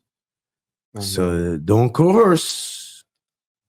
You better make sure that you're an example and you lead an exemplary life that you never want. Because here's the thing, right? Yeah. Imagine you say this about your father. Imagine you do one thing one day that your son don't agree with. He starts saying about his father, because no, you gotta teach him forgiveness. Hey man, I wasn't perfect when I did this. You know what I'm saying? Right. So that's the key, because it's generation and lineage. Gotcha. See? Can you close and can I say some shit, bro? So, yeah, not closing on this topic. Yeah. We got shit. We rocking and rocking. Yeah. No, but I just want to say, you know how many things had to go right or wrong for us to be here in this moment, man. And like, this is what we do, bro. Like, I'm a spiritual man. I believe in energy and all that stuff, bro. The affirmations, what we do, bro. Like, we made it happen. We from the Bronx, y'all. We sitting there rocking with Rohan Marley. This is more than the title, Rollin with Row edition. You dig? This is what we looking like. We rocking out, and just your brother. Just thank you for having us come into your crib, man, because we are the ones trying to be that for our family. This is what we do this for, generational wealth. This is the sacrifices we make. And we lose a lot of people throughout the sacrifice, bro. Yeah. And motherfuckers that don't make the sacrifice don't know what it feels like. So that's why we come down here and rock with you, bro. That's why we come down here and want to tell the stories of you. Because you're a brother that put it on your back and ran with that shit with your family. Yeah. And it could be a lot of fucking different ways. Factual. There's been a lot of different ways. I mean, come on, when you talk about that, I mean, we as young children, right? And we talk about family. There came a time when, you know, my father is a Rastafari man. He didn't believe in the wills and believe in these type of things. He just did his work and left. He didn't care about anything else. But we, the children, knew what his work meant, and we didn't want that to be bastardized by just anyone having ownership of that. So we were able to we were able to raise money and buy our father's rights, like his publishing and his name and likeness, because it wasn't given to us. We had to buy that, but we did that, so no one could bastardize it. Whether it's Michael Jackson wanted to own it at one point, whether it's MCA Records or whether it's a Japanese group, no matter who it was, they all wanted to own it. They didn't want the children to own that. They didn't want the Rastafari people to own one of the greatest catalogs in the history of mankind. They didn't want us as a Caribbean island, a country, people like we to have this legacy and own that. No, they wanted us to sell our rights, but we're not like that. Right. Because we know ourselves, because we learned early. We learned about Rastafari early. We learned about Haile Selassie the first early. We learned that we don't want a colonial mind early. So we don't need anyone to rule over us. We rule ourselves. And ourselves is our lineage and our destiny. So we direct our legacy. Right. Come on. And that's what we celebrate, not the motherfuckers that cause disruption. Correct. We don't celebrate. So we gotta go. So that's where but that's now in life, as all of us, what we need to do, right? Mm-hmm. We gotta go back and figure out the disruption, because the disruption is where the trauma began, right? For us to start hating our own kind. Why you think there's so much black on black crimes? Because of disruption. Because they teach us to hate our fathers. They teach us that we shouldn't live together. They teach the guys that make some hundreds of $millions a year that they should keep it to themselves. And they teach them that it's better to have more money in the bank than to help more people. They teach them that it's your fucking net worth is more important than how much people you help. They teach them that. So what the fuck you think gonna happen? Right. Everybody want to say they're a billionaire because they can show $1 billion in the bank. But if you're a billionaire, that's because you ain't help nobody. That's the purpose of a profits part. You know what I'm saying? Yeah, you can't be a billionaire helping people. No way. Don't. Message. Oh, yeah, it don't work like that. Who's fucking? You think that's the goal in life? Oh, you think that's the goal? Like, definitely my goal in life. No, definitely my goal. Church, hospital. I'll take a few $100 million up. Them type of things, like schools, like these things, like water, like life in general. Take for granted. Yeah, you have to do. What's it for? Just to ask Steve Jobs what he did with all the money that you left behind. But you can't. Like, what are you doing? What are you stacking? You're stacking. What are you doing? Yeah, no, that's right, bro. You're stacking it. No, what you do though, legacy, it's not money is the key. It's the things you build. You dig? Relationship. It's not money. Money is just a vehicle to be able to attain things and do things, but that's not what's important. Right. It's not the money's important. It's what you do with it. So if you have all that shit stacked up in the bank, you ain't doing nothing with it. Fuck that. I'm not that guy. I don't believe in that shit. And I agree with you 100%. And I think my cousin agrees with you 100% because we're not like that either. Not mad at that at all. You ask these guys with all the billions of dollars, man, you walk down your street. Yeah. Shit. Well, look, we don't have billions of dollars, but look at what we do. We take the money that we have and we do walk down the street. But you know what the key is, though? Go ahead. The key is not now. Okay. The key ain't about what you got now. Okay. Because you're right, you don't have billions of dollars. Right. But if one was to ever attain that, would one live the same have the same principles? You've been steaming, I'm sorry. Oh, me? Yeah, I thought this was for me. Oh, I thought I had one. Oh, my fault. You wanted me to pass it? We was in a row. That's how y'all works. Y'all are American. American. I thought that was for me. Do the American way. Can I smoke with you like I joke with you? I thought that was for me. Y'all are American. I thought that was for me. For me, it's mine. So you from Miami too. So what I was saying, right? Huh? I'm a Miamian. You from out here too, bro. Yeah. I'm a Miamian. Yeah. We're going to Scotchy dog on some festival. Yeah. We're gonna do that. Yeah, Marley coffee. I was saying, come on, man. Let's talk about it. That was a layup. I was saying we don't do that now because we're showing you the way that we're carrying ourselves, right? Because our logo is impact over metrics, right? Yeah, over everything. So hear me out. We go down the block right now to Black-owned businesses. Right, we do this today, right now. Yeah. And you know what we do? We podcast and we promote and we help bring awareness and say to people, look, you want to raise the economics in this community? Well, we have to start circulating the Black dollar within this community and stop having it leave the community immediately. So guess what? Just in case you didn't know about Marley Coffee, it's here. Let us tell you about it. How about you come down and sample it, right? How about you come, patronize this Black-owned business, right? You have to do it's marketing and development in the community. That's all. That's a fact. You just have to really that. But guess what? Some of the times it's difficult because sometimes your own community, they're not shopping in the community. Yeah. They're going outside the community to shop. Yeah. So it's like it's an ecosystem, right? Yeah. And if you're not given, like for instance, if you're not giving the community their desires and think just because you have a business they should buy from you, it doesn't work like that. Gotta be quiet. If you're not presenting to them what they want, they're gonna go get what they want. Absolutely. So the level is if you know your community like quality things, even though your community might not seem that way, but everyone has aspiration. Right. They're not gonna go somewhere and buy lesser than they are, right? Everyone wants to have something that's gonna uplift them, whether their presence, their day, their moment, whether I get this, I get that. It's like something of gratitude towards self. So if you're not going to give them something that they're going to feel like they're attaining certain aspect of life and certain thing leading toward their aspiration, they're not buying from you. Right. So if your shit ain't top breed, top quality, they want the top shit. The problem is when it is, and they still don't buy from you. But you got to market cheap. No, that's the problem. You can't be cheaper. You got to be the same level. You got to be a level. You can't. You got to be levels. It's levels. You can't go in there thinking because you're cheaper you're gonna win. No, you gotta compete. So even though you're selling in the community, you also gotta be a national, international brand. Come on. You can't be just there. Message On Fifth Avenue or Fifth Street, as much as well they see you in the hood. That's it. So they were all just us buying it. No, we don't want it.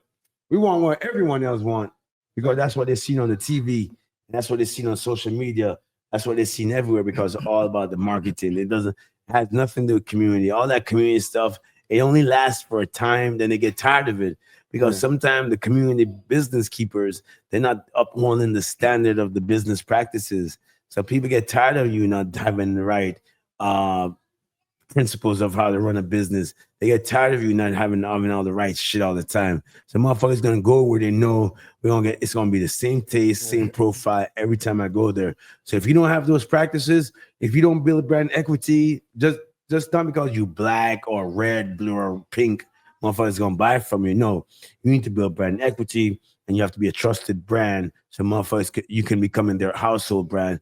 Every Saturday morning when they go shopping, they're looking for your item because you're trusted and they know your product's going to be the same every time. It ain't just about being colored or red or anything. The issue is that's the scapegoat.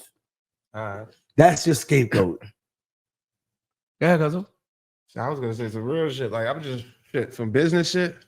I feel like Mehdi, sorry, can Hailey give me some more of this? So for businesses, bro, the reason why we do, we know, but when you hit on the nail, we have to make the real shit cool. But look at this right now. Look at this right now for us though. Look at for my family, my generation, my lineage. You know what I'm trying to say? Like for all of that, that's real, bro. We gotta show the businesses. Before we came here, bro, we was in one of my family friends. Oh, y'all do it. Remember I met y'all that. Listen, Black Week was crazy. Don't act like y'all ain't on it. Don't trip. No, we rocking, bro. Because when I went, this is for me, like I told y'all before. For us, this day one, and come on, bro. We have a lot to say, and I love our lion spirit. It's so good. It's so good. We this is something that we have to like keep on keeping on. You know what I'm talking about though? Yeah. Because listen, bro.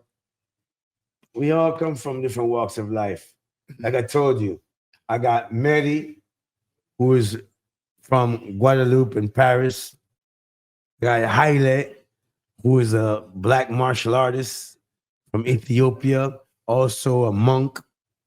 I got Métis, who is from the Queen of Cuba, and also American, born in Jersey, grew up in Jersey, but very in tune with what's going on in her world. We have a team. Yeah. We got Max, who's like the young kid that wants to be an agent. He's a basketball mind. He's a sports fanatic. So we have a team. The team was very hospitable. The team was very hospitable. Welcome this type podcast. This is our first one. Yeah, but not my first one, but many for my brothers. But we just started something off. And right now, this platform that we're creating is to tap into all genres of life. Come on, man. Mothers, fathers, children without fathers, children without mothers. You know, even though we're a bunch of men over here, we can't speak on the woman's behalf because only a woman can tell you about her experience. But we do know that every child needs their mother. And we also know that every child deserves a father because if without the father, we wouldn't exist. So fatherhood is very important. And we starting our program here. We're getting it good. We're good with that. I got this then. Okay. The same one? Yeah, we That's cheers. it, bro. Okay. No, bro. No, cheers. No, bro. You can't cheers no empty glass. I got one. I still do it though because Take it's this nature thing. content. Just All right. you. All right, my God. Appreciate Nature it. content. We ain't talking about nature content. Yeah.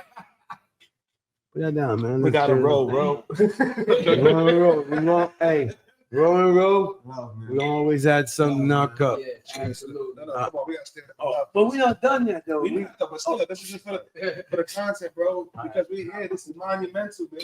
Absolutely. This is love, bro. Rastafari, man. Love, man. For all who don't know, Black strong. this Bro. is what it looks pineapple like. juice. But that ain't no, you lucky we ain't got no motherfucking Thank you business. to our sponsor, El Cristiano, It's Yes, chilled, sir. not stirred. King Clementine. Mhm. Yes, sir.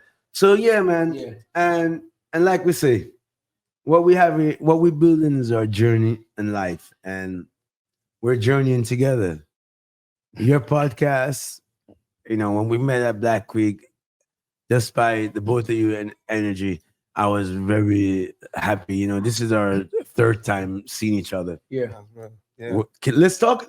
Let's talk about yesterday a little bit. Let's talk about it. Yeah. Well, yeah, because yesterday happened out of the blue.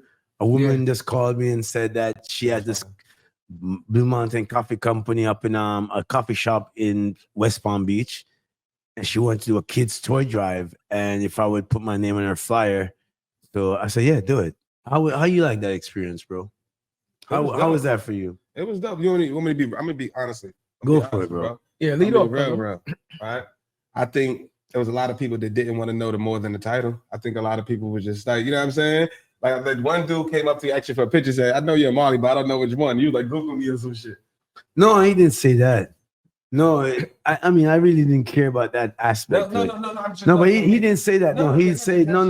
fine. I said no, he didn't say something about Google. It was No, he tried to Google on the spot, but he said something. He Google- said something like yeah, some funny shit. yeah, But I was like, but I don't care about that. no. So for me, But, what I'm saying- but for me, right?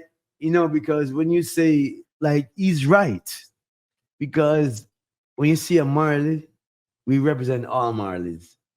So, Okay. That's hilarious so too. he's right. We look the same, and the aura. It doesn't matter what he says. It's why he's there, because That's what I'm talking about. he came there to give. So I'm the least of worry. You dig? My name becomes nothingness. What I represent is a family, a Absolutely. unity. So yeah, when he says that, I don't care. No. I said, Google. You said no, because he's talking about a game. No, let me tell you what he was talking about. He says, man, have you ever Googled this play that she made against Syracuse and Miami? Because I'm a big fan of you, and I'm a University of Miami Hurricane fan. But man, have you ever Googled that? Have you ever looked at yourself, that play you made? You ever Googled that? Right. That's what he was But talking then, about. that's what I'm saying. But it's the more than a title. But sometimes for It's me, more than a title. that's the shit that I look at. I'm just keeping it funky with you, bro. I gotta keep it funky with you. I look at that shit, bro, because this is an honor. And I Fact. come down here from the It Bronx. was more bro, than a, and I love that shit. it was more than a title. You see, man, how old are you again? I'm 36. See, sometimes you say some words, I don't even understand what you're talking about. You know what the fuck it was? It's the Lion Order. You talking about my shit was garbage, but you did it. Gave me the fucking Lion Order, then I'd be lying if I didn't. So now the nigga gotta keep it real. I'm just saying. Dude, that's why you gotta roll, Keeping bro. it real 101. You know what I'm talking about. And that's why, hey, you see us together, love it. we're gonna make some changes. Yeah, we're gonna do a lot of. I think the toy drive, it was dope. I think what you did, Intention. It wasn't what I did, what she did, and I wanted But- to support that. but hear me, Absolutely. but hear me. Factual. When I say what you did, you made a decision to say yes. Yes. When And you people could, say no. when you could have made a decision to say no. Because I had a long day. Right. And guess what? Your day wasn't over, because after that you went to support your son. Right. Okay, so let's talk about it. Mhm. So what I got from that was a man that is willing to give of himself, right? And it made us smile, because we said, this is why we're coming to interview you. Facts. This is not, and be That's clear, the like, one we're that honored to was be like, here, but let me tell you something. We don't blow smoke up nobody's fucking ass. We don't give a fuck all, about no at all. celebrity. At all. Rohan. Pause on the. But Hey yo. Oh, the raise the motherfucker. Nah. Pause. Pause. He paused. I said pause, nigga. I'm I'm just Pause saying. on that. He was about to connect though. I'm just saying, right? He's about to connect them, my boy. Cooking. I'm just saying. Let me cook, right? You gotta let him cook. Listen, He's a peacock. You gotta let him fly. my cousin is Pause on the. You gotta let him fly. You gotta let the him fly. peacock shit is crazy. I'm not even gonna comment on that. The peacock shit. The peacock shit is the crazy. motherfucking line order. The peacock shit is crazy. I'm telling you now. With the But line what I order. wanted to say was, I promise you it was. once again, right? Once again, you could have said no, right? Absolutely. Yeah. We My daughter, sorry, bro. No, good. My daughter just stepped out. So if y'all saw me do that, I was waving to my daughter, saying that she just walked out the house. Yeah. I told her we in a family setting. Y'all hear my kids back there, we in Yeah, a it family is. setting. But go on, Chad. Go on. No, do I'm your just thing. saying, right? As real as it get, man. We don't. As real as it we- get. Because you we- would have said no to a lot and that and everything. We've had a lot of guests on the show, right? Yeah. Even funky, And man. be clear, there's a lot of people that wanted to come on the show, even right now, that we've turned down. Absolutely not. Like, know your value, right? And know your worth, right? Okay. And let's be clear. Know your word. Let's be Hey, clear. price went up. Right. Know your word. Right. Right. Know your word. Right. Key moments. Come on. Price So going up. It's different today. me and my cousin kind of simultaneously like This is my smiled brother, man. when we seen Facts. the fact that you showed up. And it's not only that you showed up, but you showed up with your son. That's another point. You showed up with your son, That's real. right? To show that not only am I going to support you, but look at what I'm showing my son. So even though he might not fully understand what he's doing in the moment, again, it's those type of experiences that build character, right? That's Subconsciously, you are Message. showing him humanitarianism, Community, right? bro. Giving community, right? What the dream And look like, okay, so partnership. so when me and my cousin You feel looked at me? each other, No, that's we why we came down here. said we are glad we took this trip to come interview you because this is who we want to talk to. That's the It's no moment. disrespect to nobody else, but we came to talk to Rohan Marley and put Yeah, respect on put- Rohan That's a Marley. fact. Right? What Birdman say? Yeah. Yeah.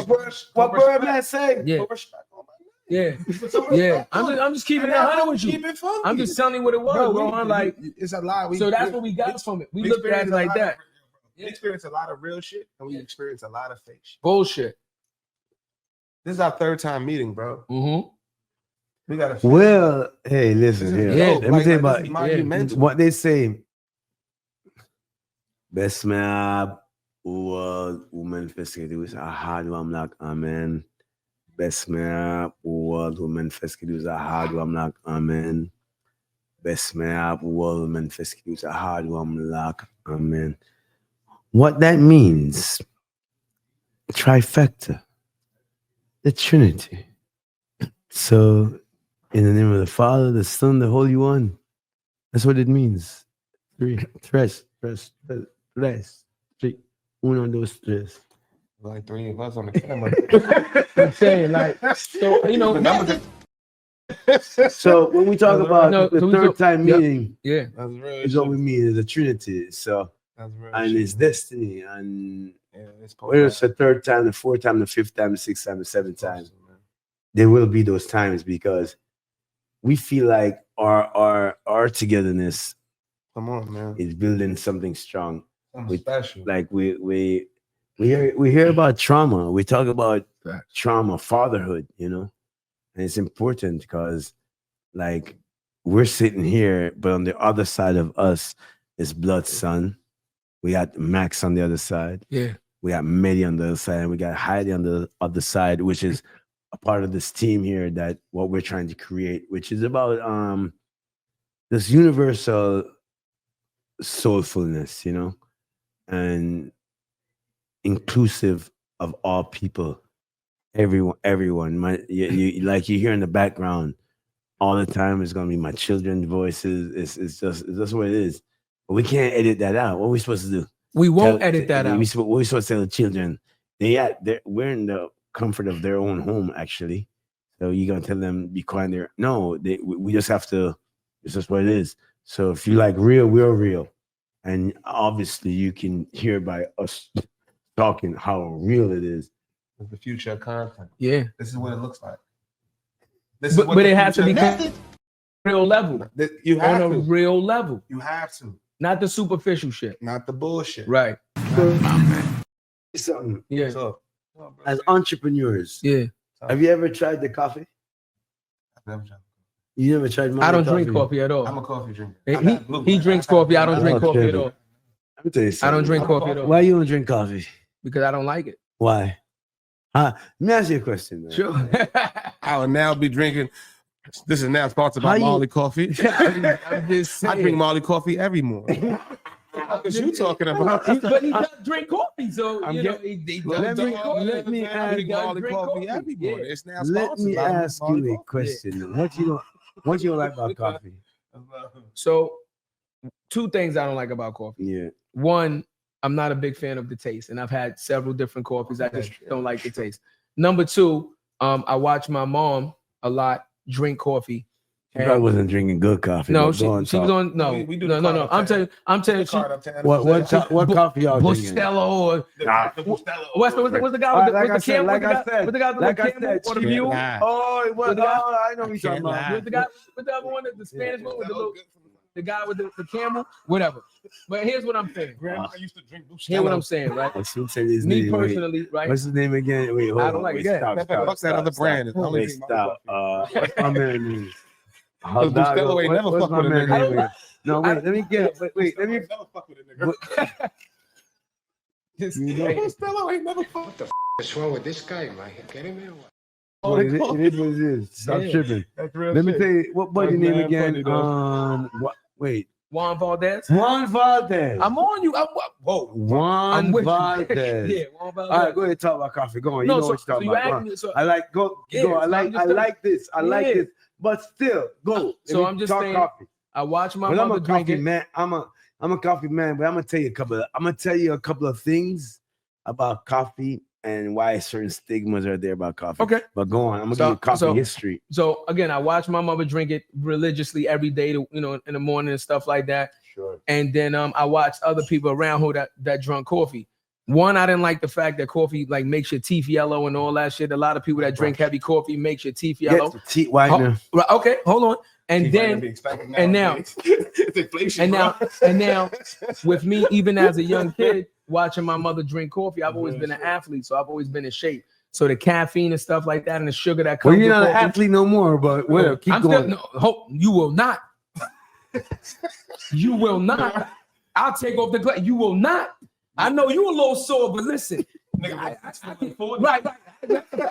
Put me on the line, coach. That's a fact. I run the 40 in about 10-2. I do about 20 and 34. I run the 40 in about 10-2. We not Wait, playing. wait, stop. Keep going. I bro. live Sorry. Come on. That's what we do, So, bro. so me being an athlete again, just trying to be conscious of, what I eat and what I drink and things of that nature. I told him the fucking chairs were sharp. I cut your ass. My hand fucking bleeding. I saw. Hey, I told him. by the way, I told him he cut the this is fucking our chair. Hell no. Hell no. My bad. That's the Is content. that of the fuck chair that. cut? Hey, yeah. That's funny. You know when you go to your certain houses, you're supposed to sit on certain things. Yeah. And shit. You're supposed to. This ain't This this, the stuff you don't sit on. this ain't your grandmama old No, furniture with the nigga. plastic on Listen, it. you said you're not supposed to sit on. It's not so looks. I went to sit back in this motherfucker. Let Non-functional. me show you something. This I thing went- here is I went to dangerous. lean back one time and Man, realized don't lean how back, deep bro. pause the chair was. Man, And I this was like, this shit. No, I'm about to I change. go No, hard this, like my posture's all off. I probably this shit look good, but I'm changing this shit out. No. Honestly, no, I that. love this. No, seriously. I I love this. I know you No, love I this, love but this this. shit is dangerous. It's dangerous. No, But finish your story. Yeah. So finish your story. All right. But this won't be here next. No, so I'm next, telling you, next. So I tell you what, Wait, if you one get rid of it, I'll one take second. Next episode. Next I'll episode, take it. y'all. Just so y'all know. Love seat in the Bronx. Y'all can keep it 100. Ladies and gentlemen, I don't care what nobody say. If he get rid of this shit, you're gonna see this shit on the next More Than the Title. Me and Jack both gonna be sitting on this motherfucker, and we gonna be like, yup, this is Rohan old couch. We try to do this thing together, man. We gonna build, So, baby. next time you see us, we're gonna be looking good. We're not too proud for hand-me-down furniture. No way. We're gonna look good. We're gonna have a nice setup. This is our first set. This shit look But good. finish the story. Go on, bro. This shit just dangerous. It cut you. So Be warrior. that's the long story short. It just, I tried it. Hear me out. I tried it. Yeah. And I can try something and say, is this for me? Is this not for me? Okay. What was that again? The coffee. Okay. So I just made a decision. In that moment, I said, "Coffee's not for me." Okay. Yeah. So I'm a tea drinker. I drink but tea. I got a question for you. Absolutely. You remember? Do you remember everything that? How far back can your memory go right now? How far can you tell me something of your childhood right now? Shit, I could damn near tell you my whole child. I have almost a photographic memory. Can you do it right now? Yeah. So let me ask you a question. Let me ask you another question. Do you think you know more than you knew before you got here today? Do I know more? Do I? What? Rohan be trying to hit us with the double, triple entendres. What, bro? What the fuck did you just say? Time out. Billy D. Yeah. Hell no. No. Nico, when we first got here, Rohan told us that he is the philosopher and he speaks in philosophy, and Nico translates. Nico, translate what the fuck your father just said in English. Because what the fuck did he just say? Am I smart? Did I learn anything? What did he actually just say? Yo, me too. I don't know. What did he say? Now cut the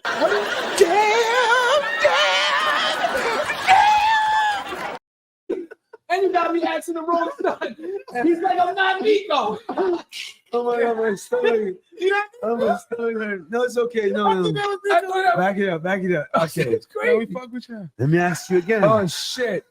I hate myself again. I apologize, beloved. I apologize. I'm definitely cut Who down. knows my son? If I wasn't that's sure, Mehdi. No, that's Mehdi. My son. No. Mehdi. Okay. Mehdi, remember Mehdi? No. Guadalupe? Okay, so Mehdi's the one that you said is your translator. But when I asked you, you said Nico. No, so I went with Nico. No. You're fucked up. I got tears. I got tears. I'll say. What the is wrong with this guy? Am I kidding me or what? I'm just saying, bro. I'm sorry. Yo, he just Wait, hold on. Wait, back up. He did this with his finger. Wait. So I said, what happened? He said, I'm not Nico. He gave me the Kimbe Mutombo. I'm not Nico. No, wait. So it's crazy. So my point. Yeah. Okay. So I was as reference to your remembrance. You gotta roll. I was referring to your remembrance. Okay, got you. Referencing my remembrance. Yes, I'm with that. But you're sitting here. Yes. And you're telling me about your remembrance. Yes.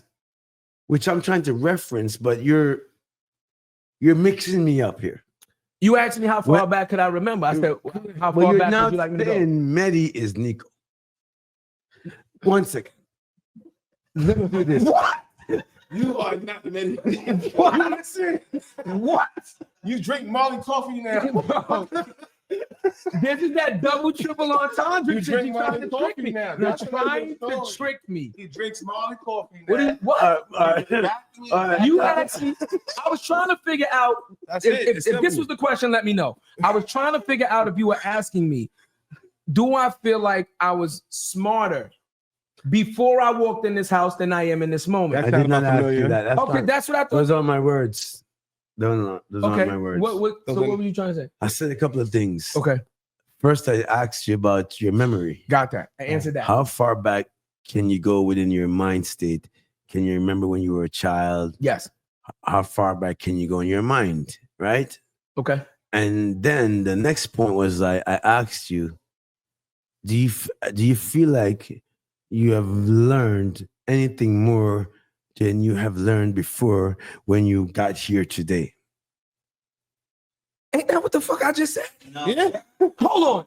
All right. Let me. Okay. Forget that. No. That's not what he said. No, I do not. I did not ask you to differentiate. I've asked you, have you added anything to your memory today than you had before you got here today within your mind state? I didn't ask if you were smarter than. So yes. Wait, because I have the new memory for today. No. Wait, whoa. This is an exercise. Okay. This is a brain exercise. Okay, guys.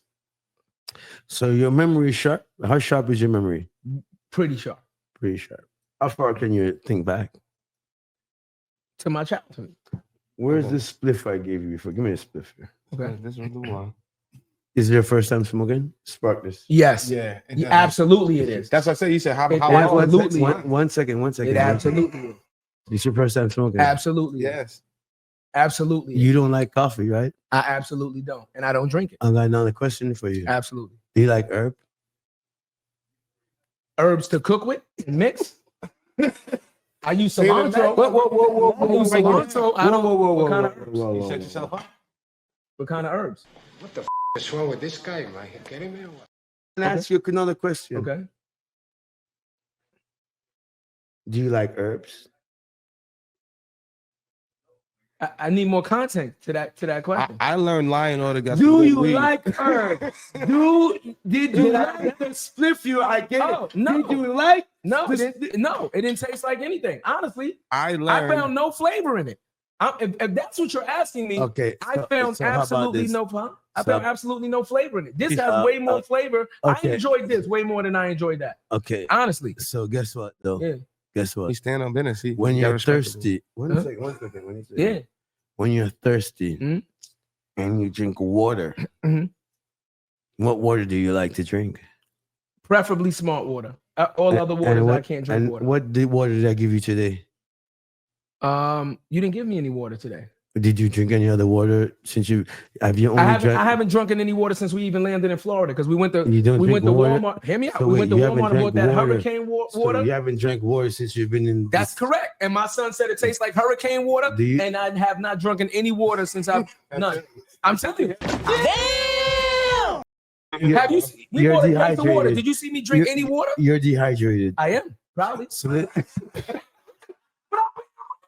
But I'm not gonna lie about it. I haven't drunk water in 3 days. listen to this, Jack. Here's my point. You're missing my point. Okay. Here's my point. Yeah. You've never drank coffee before, right? No, I have. I tried it. Okay. Well, okay. Okay. But you do not smoke herb, right? I do not smoke herbs. But you smoke herb today, right? I did today. Do you feel any different? No. Exactly, because you know why? No. I'm gonna Okay. ask you another question. Okay. Did you learn anything more today than you learned before you got here today? Yes. What did you learn? You learned that when you smoke herb, it's just a part of your life and it changes nothing. It only enhances your day because you just told me that you've learned more. So if you learn more, what does that mean? You have enhanced, right? No. Because you more. didn't ask me when I learned more. So wait, hold on. Watch Hold this. on, You one didn't ask me second. when I learned more. So if I learned Wait, more wait, before I let me- smoked the herb, Wait, then the herb had nothing to do with it. 1 second. Did you smoke any herb before you got here today? No. No, I did. None. This is I- side. Okay. I'm with you. I'm with you. Okay, I'm with you. I'm with you. Remember, this Okay. is I'm an with you. Let's exercise. do it. Okay. Let's do it, bro. Remember, Let's this do is it. an I gotta keep it exercise. real. I'm sorry. Remember, this is an exercise. Please don't get carried Gotcha. away. Let's do it. So now, but I asked, let's go back to what I asked you. Yeah. I asked you, you remembered you have a sharp memory, Yes. right? Yes. Okay. And you're sharp right now. Yes. You've never smoked herb before, right? No.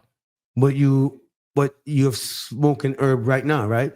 I smoked it today. Yes. Right. But you have a sharp memory, right? Yes. So what does that tell you about herb? That it did nothing. Why smoke it? But let me ask you a question. Okay. Did you learn more today than you learned yesterday? No. No. I learned. Let me ask you a different question. Let me information, ask you a but not question. more. Let me ask you a question. Everything you heard today, you heard it yesterday? No.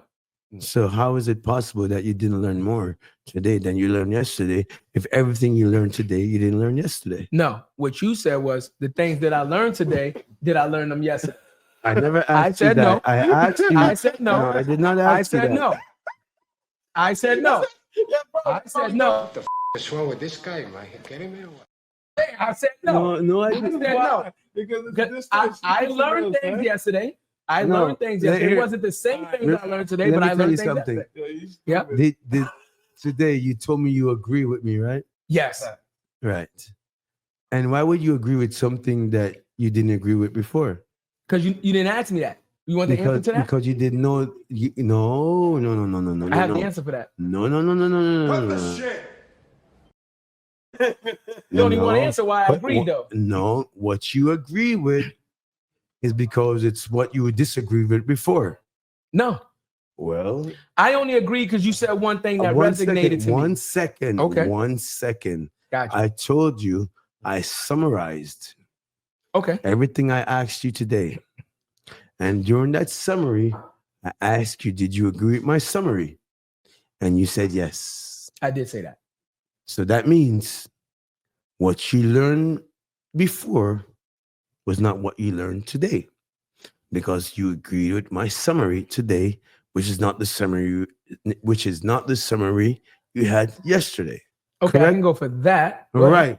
And then to sum it up, did you smoke herb today? Yes. Did you smoke herb yesterday? No. Message.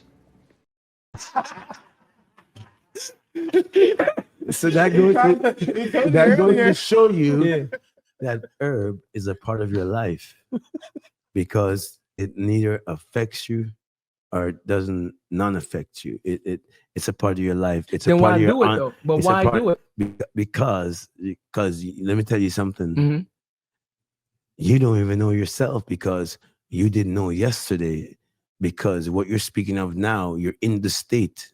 So you don't even have it's like saying, like, when I drink, I say this, and when I don't drink, I say that. Now that you have burned the herbs, you're not even understanding that you it's like drinking water when you're thirsty and still saying you're thirsty. You know what I mean? No, because I might still be thirsty. No, you drink water to quench your. No, you drink water to quench your thirst. One second, guys. Shit. Your thirst. He's dehydrated, baby. That's what I'm saying. If I'm dehydrated, right? You said I'm dehydrated. If I drink a glass of water right now, I'm probably gonna need more water, because I ain't had water in 3 fucking days. So, I mean, I'm just saying. I'm trying to keep up until with you are not until you have quenched your thirst. Yes. He said, I'm with you. I'm with you. I love this shit. Go. This is the future. Nah, bro. Nah. All I'm saying, fuck the bullshit. Yeah. But all I'm saying is that herb is good, man. Herb is you don't have to. Herb is medicine. So it's really what I was trying to say to you. People say when you smoke herb, you forget everything. Oh, got you. Okay, I've heard that. I've heard it but has you an adverse effect. But you sat here. Right.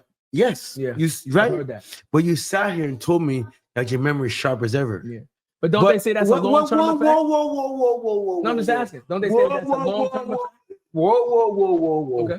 You smoke herb, and I've asked you these questions, and you answered me specifically in this moment. What long-term effect? You can't talk about herb tomorrow if you don't smoke herb. No, I they spoke were to you in the moment. No, I'm I understand what they're. What I'm saying, long-term people that smoke, they said people that smoke for started. years. No, what I'm saying is, they said that people that smoke for years, eventually, again, this is just me hearing. This is just me hearing things on the television. No. How about this? Be specific. Rohan, you smoke for years. So what now? No, I didn't say Rohan. I said people. No, I'm telling you, it's me. Oh, okay. Me, so, I'm this guy. Okay. And then say what they say about those people. So again, say about what they say about me. The commercials say me about me, that it ends up having an adverse effect of memory loss. Well, right. Okay. Yeah. I forgot how we started this. But remember, the fucking line on us. He spoke for years. But the journey is now in line order. I just gave you a full history of my journey from I was a child. Yeah. Meaning your mind is still sharp. You remember exactly. We got herb is a part of life. Herb is what they say the chemical makeup of the herb is the same as the what's the word? Endocrines? What's the right words? I don't know what system. Well, of the system of we're the same build-up or we have the same mechanism, same DNA as a plant. Okay. It's the closest thing to us. Yeah. So our So fuck the monkeys? Huh? The monkeys. What's that? When you said DNA, the closest thing to us is primates. What the is wrong with this guy? Am I getting me or what? What? What? He was real. Yeah. He was what? What the is wrong with this guy? Am I getting me or what? A dolphin. The skeletal system is. Let me ask you a question. Wait, Whoa. A dog. Wait. A dog. The skeletal system. Whoa. Wait. A skeleton? And yeah. You can't go by a skeleton. You have my curiosity, but now you have my attention. Listen, everything has a head, bones, and body. A dog can do is commanded and such. Anything you can command. What do you mean? Every animal can be command DNA. Yeah, when we took the skeletal structure. No, they told you a pig. You ever heard that? Pig. They said a pig is the closest to man. That's nasty. I never heard that. Oh well, they're not teaching pigs to fly, research. but they teaching chimpanzees to fucking go to fucking the moon, and that's a reason for that. Have you ever seen a Why not? Oh, we don't play that. Ever seen a dolphin? Have you ever seen a dolphin ask for help? Have you ever seen any animal ask a human being to assist them because their child is the animal child is in stress? Or you ever seen that before? You ever seen an animal speak to a human? I don't speak animal, but I would say no. You never seen an animal go and pull a man and say, "We need help over here." You never seen an animal do well, that? Technically, I would have to say yes. I would have to say yes because dogs do that. Because there's a lot of dogs that not just dogs. A lot of not just dogs, but a bunch of anything. Okay. Like even like sometimes the dolphin want to help like a fish that's stuck in a net. Okay. He comes and tell the boatman there's you know what I mean? They do these things. Right. Okay. So you can't say that because this thing is built this way. First of all, man is closer to lions than they are to friggin' monkeys. I mean, I would like to think I'm a lion more than a monkey. I'm closer to a lion than I am to a fucking monkey. I don't give a fuck what none of you say. I did not. Message. Fuck you and your prime. I don't fit into that shit. No, this nigga fuck that. Fuck that. Are you kidding me? I don't have a fucking hunchback. I'm with it. I know my hunchback. I'm not a hairy motherfucker. I'd rather be a fucking lion than a monkey too, but I'm just saying. Well, no, you're just saying. So whoever told you, I didn't listen to that motherfucker. Okay, I dig it. I didn't get that education. So imagine that. So we're both fucked up, but I'm fucked up in a good way. Listen, I'm just saying. I'm coming from a fucking lion. I'm not a fucking primate. Here's my two things. I like one thing the primates do have though. Go ahead. They're gatherers. They're no different than all the other animals, man. This is just animal nature, man. It's like you know what I mean? Well, mammals do behave like mammals. Yeah, they are. That's what they do. This one behave like that. That's why dolphins behave the way they do. But why they're trying to link man to this shit? No, it's not the way. Okay. That means you respect the Almighty Creator. You can't say this shit. You see about the conversation. They talk lies. Okay. These are conversations that they've had and made them a reality, but they're lies because they conned each other. Okay. I'm just saying, I don't like coffee. And I found out today that I'm not a big fan of Bud. I'm being real with you. If you wanted to know the two things that I didn't know yesterday, and I know today, I don't like coffee, and I really don't. Because if I didn't ask you the question, cut the shit. I like this fucking hookah pen that you shit. No, because we gonna get the shit now. You like your hookah pen because it's easy. It's like. Bro, how did you dress the same color as the hookah pen though? That's that bullshit. The Miami Vice. What if the stars got a new case? Take out the hookah pen that he fucking This the bullshit. Yeah, hey. This the bullshit I gotta deal with. Hey. This the bullshit we deal with every day. I told him not to know. I'm smoking fucking herb. And you over here smoking hookah pens. We smoking lion horse. This motherfucker smoking hookah pens. I'm saying, telling me about what's good. I tried it though. Well, you know what? I did try it though. But one thing we learned on this show, I tried it. One thing on this show, to each his own. Yeah. We're all men here. We're all lions here. No matter fucking he talking about over here talking about primates. We're all lions. So primates is some European shit that was taught because Europeans are the one that come from caves. I don't come from a fucking cave. I come from a palace. So that's what I know from. And I come from the heavens, the greater earth. Ooh, let me not get into too much of that stuff because I don't want to go into that stuff. Message.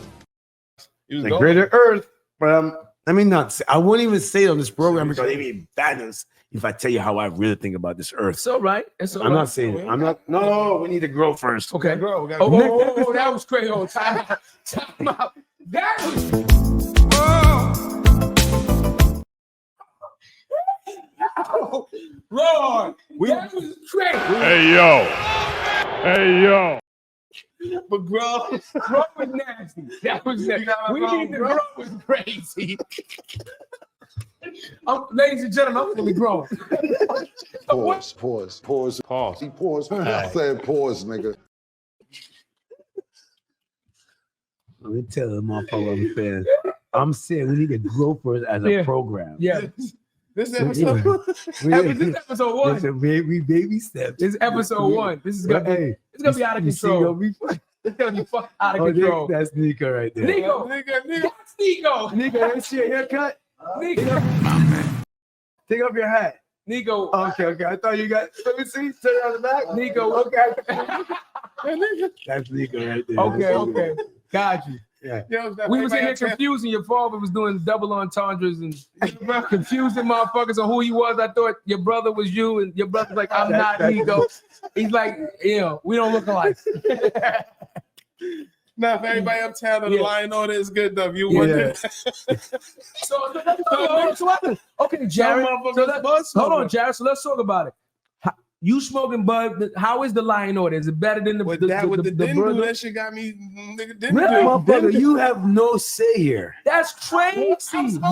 You a smoker. You don't get to say shit. No, Bro, we don't get to say shit about no earth. Do not ask.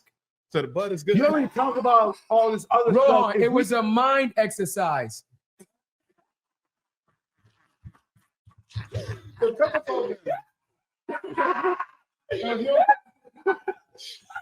see, I brought that shit back around. Rohan, good mind exercise. Come on, Rohan, good mind exercise. See right there. I love it. Cheers, man. Anyway, this us. This is what we is, and we what we do. We have a good old time. I love this shit, yo. This is the realest shit ever, man. Yeah. We have a good old time. But we don't listen. I love this shit. Man. As we go on with our programming and stuff. Yeah. We're gonna give you more education about cannabis and give all of us, we're gonna educate each other about the cannabis and the benefits of the cannabis from a medical standpoint, and why the government has decided that certain states can have legal cannabis. So, Law and Order, just so you guys know, we're a legal entity. We're part of the association here. I do have my medical card.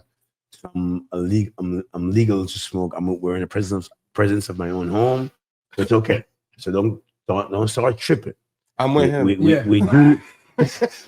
We're legal. We're legal now. In Florida. We're not like what he was talking about back in the day. But it's like a radio station. That's what we do. We just talk all day long. WKRP in Cincinnati. There you go. Come on, now. WKRP in Cincinnati. Yeah. Yo, my dream in life Talk about it. was always to have a podcast. And podcast filled with friends. Really? Music, highlights, sports, entertainment. But this is it. I got JRC, and HMM. We're going. Bro, try not to laugh. That shit sounds crazy. I got a JRC with an HMM. That should sound like a venereal sexually transmitted disease. Rohan needs to go to the doctor. Rohan got to go to the doctor. He got to like, can I buy a vowel? Out of you? He said he thought the crazy motherfuckers. He said they be thinking they slutty. He said you had a U and then a me. Slutful minds.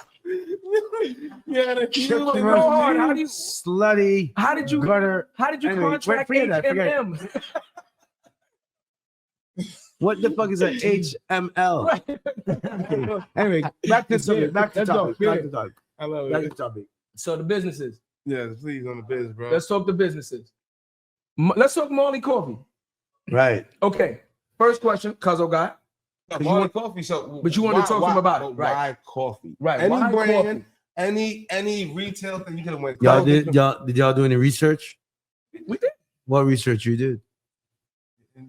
We just had some line order. That's not an order. No. We did listen. We did research. What research y'all did? I'm telling you. So again, we googled not only you as the person. So the motherfucker that we saw yesterday, you complained about him talking about Google. I didn't complain about nothing. That was him. But, okay. Why we went right there? See how sharp my brain is? I didn't say nothing. That was him. And you smoke that herb, you ain't lost nothing. I ain't lost nothing. And we use the resources that we have. Anyway, I love it. But Marley Coffee, honestly speaking, though, Marley Coffee, the company I started. Marley Coffee, the company I started back in 2010-11. Okay. And in 1999, I had about $200,000. Okay. And a brethren told me that there was a farm that was in Jamaica that belonged in the Marley family. Hey, Dan.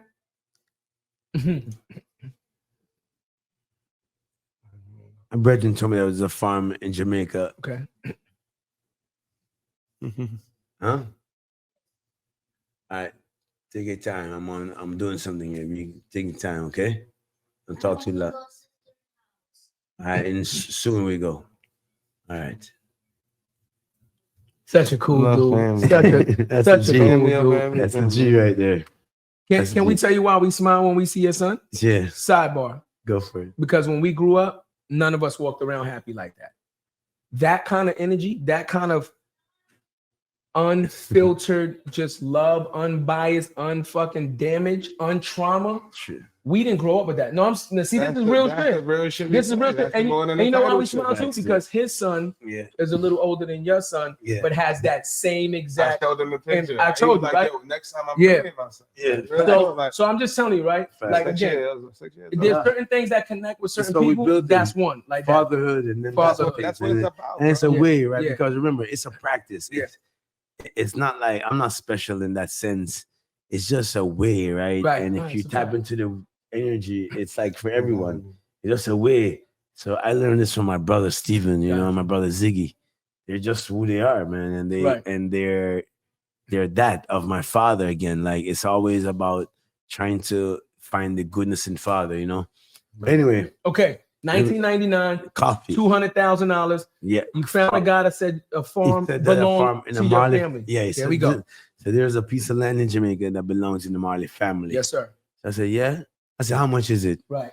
It says, well, it's worth $200,000. Remember I told y'all we the children bought our dad's estate. Yeah, I remember that. So we made a deal, and we all got $200,000 of one of our first deals, right? Mm-hmm. So with my $200,000, I had it in the bank, and the guy said, "There's a land in Jamaica that belongs in the family, and the land was valued at $200,000." So I said, "Well, I have the money. I can entertain that." You bet it all? Yeah, I'm like, I can. I mean, first of all, that's real, bro. The first part of that, at the time, I'm dating Miss Lauryn Hill. Okay. So you got to understand the pressure of trying to be your, like, exist. Yes. With a superstar of a woman like that, right? With all, just being with a superstar, but also you yourself, you're young, trying to be a father and learning life and want to make sure.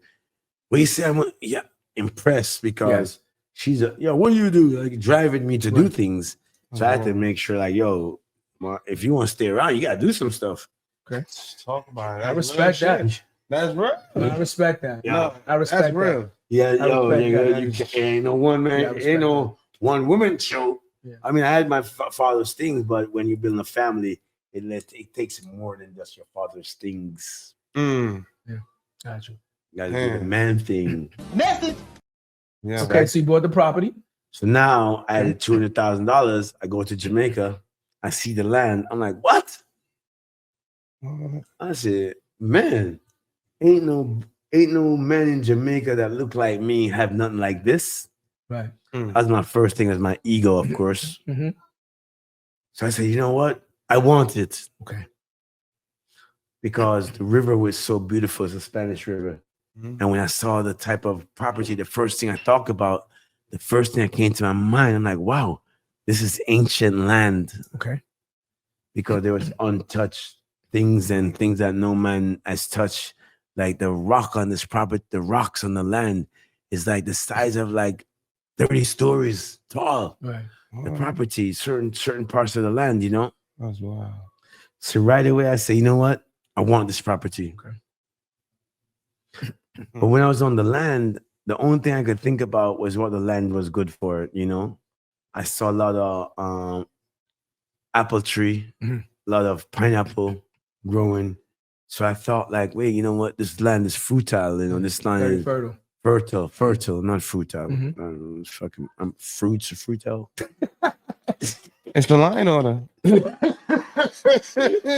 Fertile. Sorry. I told you if you was curious uptown. Yeah. That nigga was curious uptown. This is something else. Yeah, we with you. Yeah, got you. Thank you, sir. We with you. So that's why we work together. Very fertile, not futile. Yeah. Fertile. So the land is very fertile because I saw all the seedlings and all the different things happening. So my mind was like, yo, with this property, I can make a mango juice because there's a lot of mango trees. Mango juice. I can make a pineapple thing. I can because I saw all these things. Yeah. But I also saw all that raw material state. So I'm looking at this. I'm like, man, what did I just do? I just gave away all my money because I'm looking at that, but all I had was $200,000. Right. So okay, I buy the land, but now what? So I like, geesh. I'm like, I didn't know, you know? Like, I'm like, wow. But I can't let these people know that I'm scared. I can't let them know that I didn't know what I'm doing. Yep. So when I'm walking off the property, all the farmers that were working for the previous owner, they're standing on the land because he wants to show me lot A and lot B. And they're standing on a thing called a provocal road. Okay. A provocal road is the road now that if your land is here, they need to run a road to get to the other land in the community. So you gotta allow the government to cut a road through your land. So the community can get, because you own this acre, someone owns an acre above you, and then there's such. So in order to access their property, the government made it's a provocal road. Yeah. So the community now was standing on the provocal road. So I'm walking off the property to see lot B because it's my land. I'm buying 2 parcels for the money. I noticed that the community, everybody was a little bit upset. But come to learn later on in life that the guy owed them money. They haven't seen him in a couple of years. So this was like his first time in the community because he was offloading the property on me. But I don't know these things. He was like, man, this is man, you want this? You take the problem, whatever. I don't know this. I'm just thinking about the land. What is the opportunity? Having this beautiful land, this piece of property, because I want to be somebody. I'm trying to impress moms and say, oh, I'm doing something. You know what I'm doing? I don't know what I'm doing. I'm trying. I said, you know what? Yes. Trying is enough. So when I walked to those people, I noticed they were very upset, but they were upset because this guy owed them money. Well, the first thing he was like, he's a white Englishman, English Jamaican type of guy, you know, those type of people. So he's very fierce skinned and straight hair kind of guy. You know what I'm saying? So when he walked up to the people, he said to them, let me introduce you to the new owner, Mr. Rohan Marley, one of Bob Marley's sons. So right then and there, when he said that, obviously, remember, I'm next to him, so I'm walking up. I have to act like I know what I'm doing. Yeah. I'm this great farmer. Like, I got my socks, my pants tucked into my socks. Right. I'm wearing these boots, so I look like I'm a farmland. My shirt tucked in. That's real. That's real. Look at the part. You gotta do what It's you gotta day one. do. It's Yeah, day one. How you go day one and not look like you day one? You gotta go through the I process. came. That was day one, so I looked the part. It's crazy. But that's how we started. You got to. Well, anyway, when he said that to them, when he said that to them, I saw the community when they smiled. When he said, "This is Rohan Marley," one of Bob Marley's sons, I saw that they smiled. Right. When they smiled, I was like, "All right, great," because when they say Bob Marley, his name, the people think of hope. Right. Absolutely. Absolutely. The name of my dad's address in Jamaica is 56 Hope Road. Yeah, he lives on Hope Road. And if you're familiar with Miss Lauryn Hill, in the songs Lost One, she says she was hopeless. Now she's on Hope Road. That was a reference to the Fire. Yeah. That's a reference to 56 Can I Hope Road. tell you something? That's just lyrics. That's I fine. can give you one more thing. We had Ryan Toby on the show about a month ago. Oh, we know, right? So, you know, from Sister Act, right? Yeah, and he said it was a bar, and we're gonna have the clip come back. And he was like, "Yo, she was so cultured, like 17 when she did the movie." And she was like, "Yo, she put him on to Bob Marley's music." Factual. Yeah. That was one. He of the, said that in the he said interview. that He said that in the interview. I didn't know her then. No, Yeah. he no, but that, No, I'm just telling you. Look at the It's not- line. Look at the alignment, though. It is what it is. That's real. I didn't know her them times, but That very was fire. instrumental in the journey. Very, very. That's fire, instrumental bro. in the Yeah, journey. that changed. That come on, No, don't play. We can't play with that. Impact. Very Impact over everything. pivotal, Come on, bro. pivotal moment in life. Well, anyway, Music is memories, man. all day long. Music is So memories. anyway, So the villages, that's the villages episode are 2. smiling. That's episode 2. Villages are The smiling. villages are smiling. You know. And you're feeling a sense of hope. Yes. So I say to them, in my mind, I'm like, what the fuck am I gonna say? Right. I don't know what to say. But the only thing I can ask that came to my thought was like, let me ask you something. What is this community known for? Okay. They told me coffee. Oh. Because remember, we're farming. Coffee's a fruit. I'm gonna teach you about coffee so you know what it is. Coffee's a fruit. I thought coffee was a bean. No, it's a fruit. Well, it is a bean and a fruit. Wait a minute. What the I fuck? gotta teach you about You about coffee. to fuck up my whole educational background. I gotta teach I thought you. coffee's a bean. It is a let me ask you something. A bean is a fruit. Let me ask you a question. What the is wrong with this guy? Am I kidding me or what? Let me ask you a question though. Thought it was a bean. What are you doing to me, bro? I'm not smoking that shit. See, that's why I don't fucking smoke.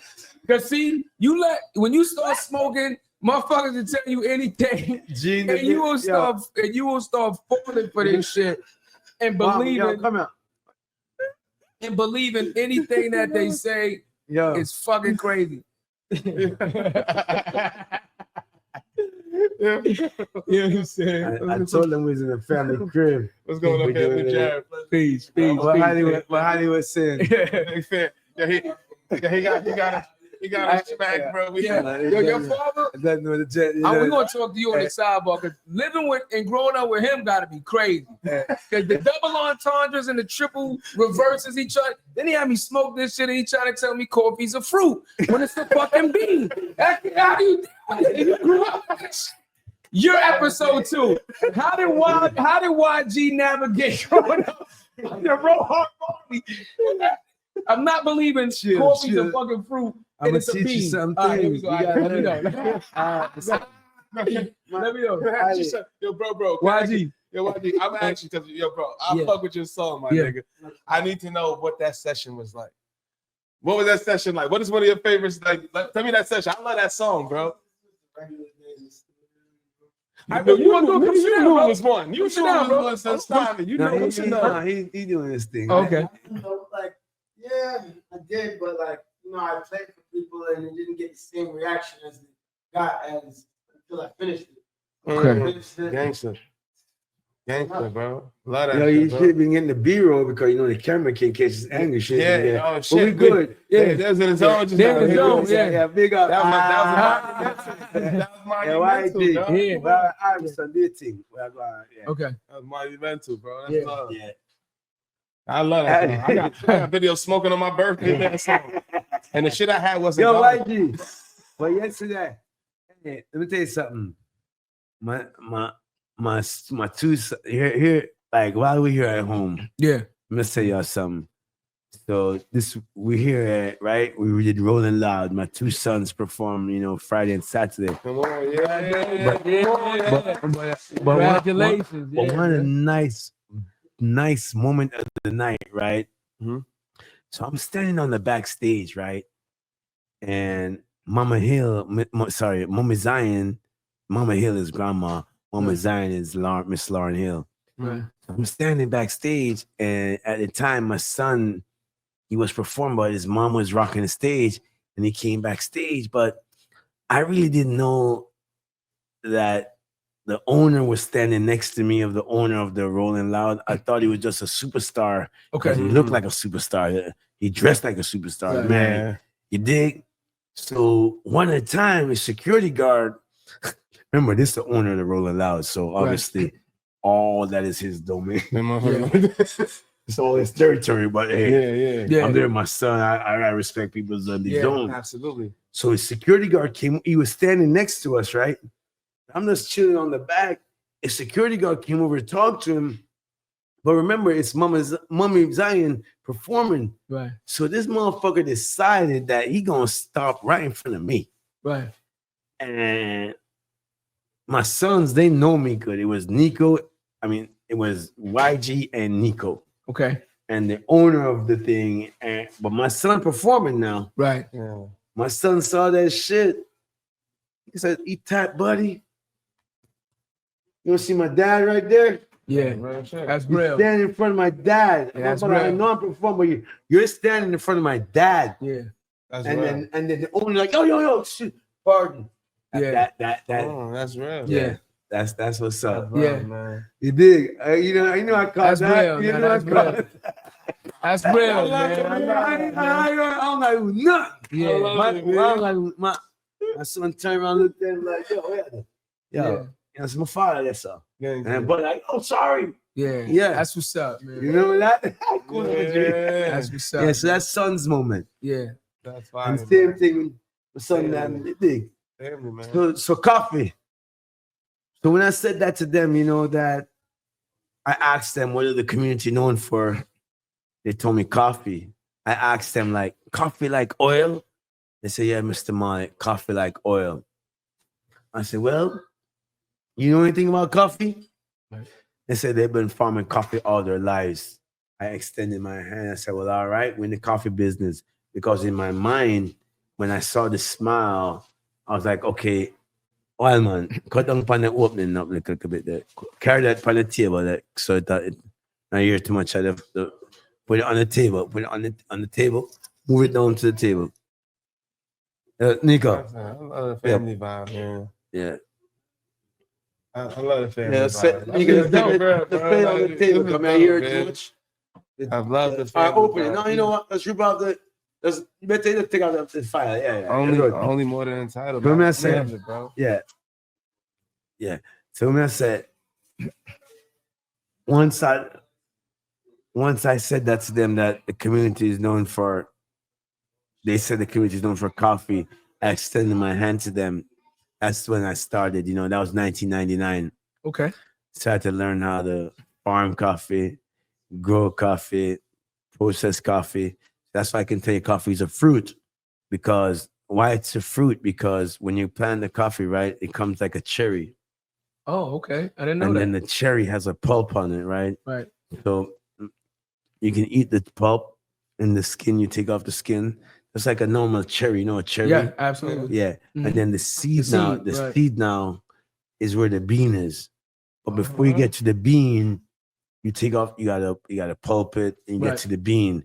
And once you get to the bean, you gotta lay the coffee out on like a slab for it to dry, like a mesh for it to dry to a certain humidity.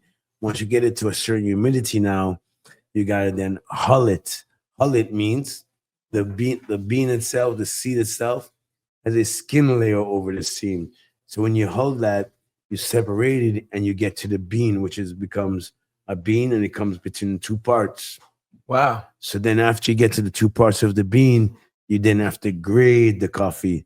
What it means by grading the coffee, each bean has a certain size, right?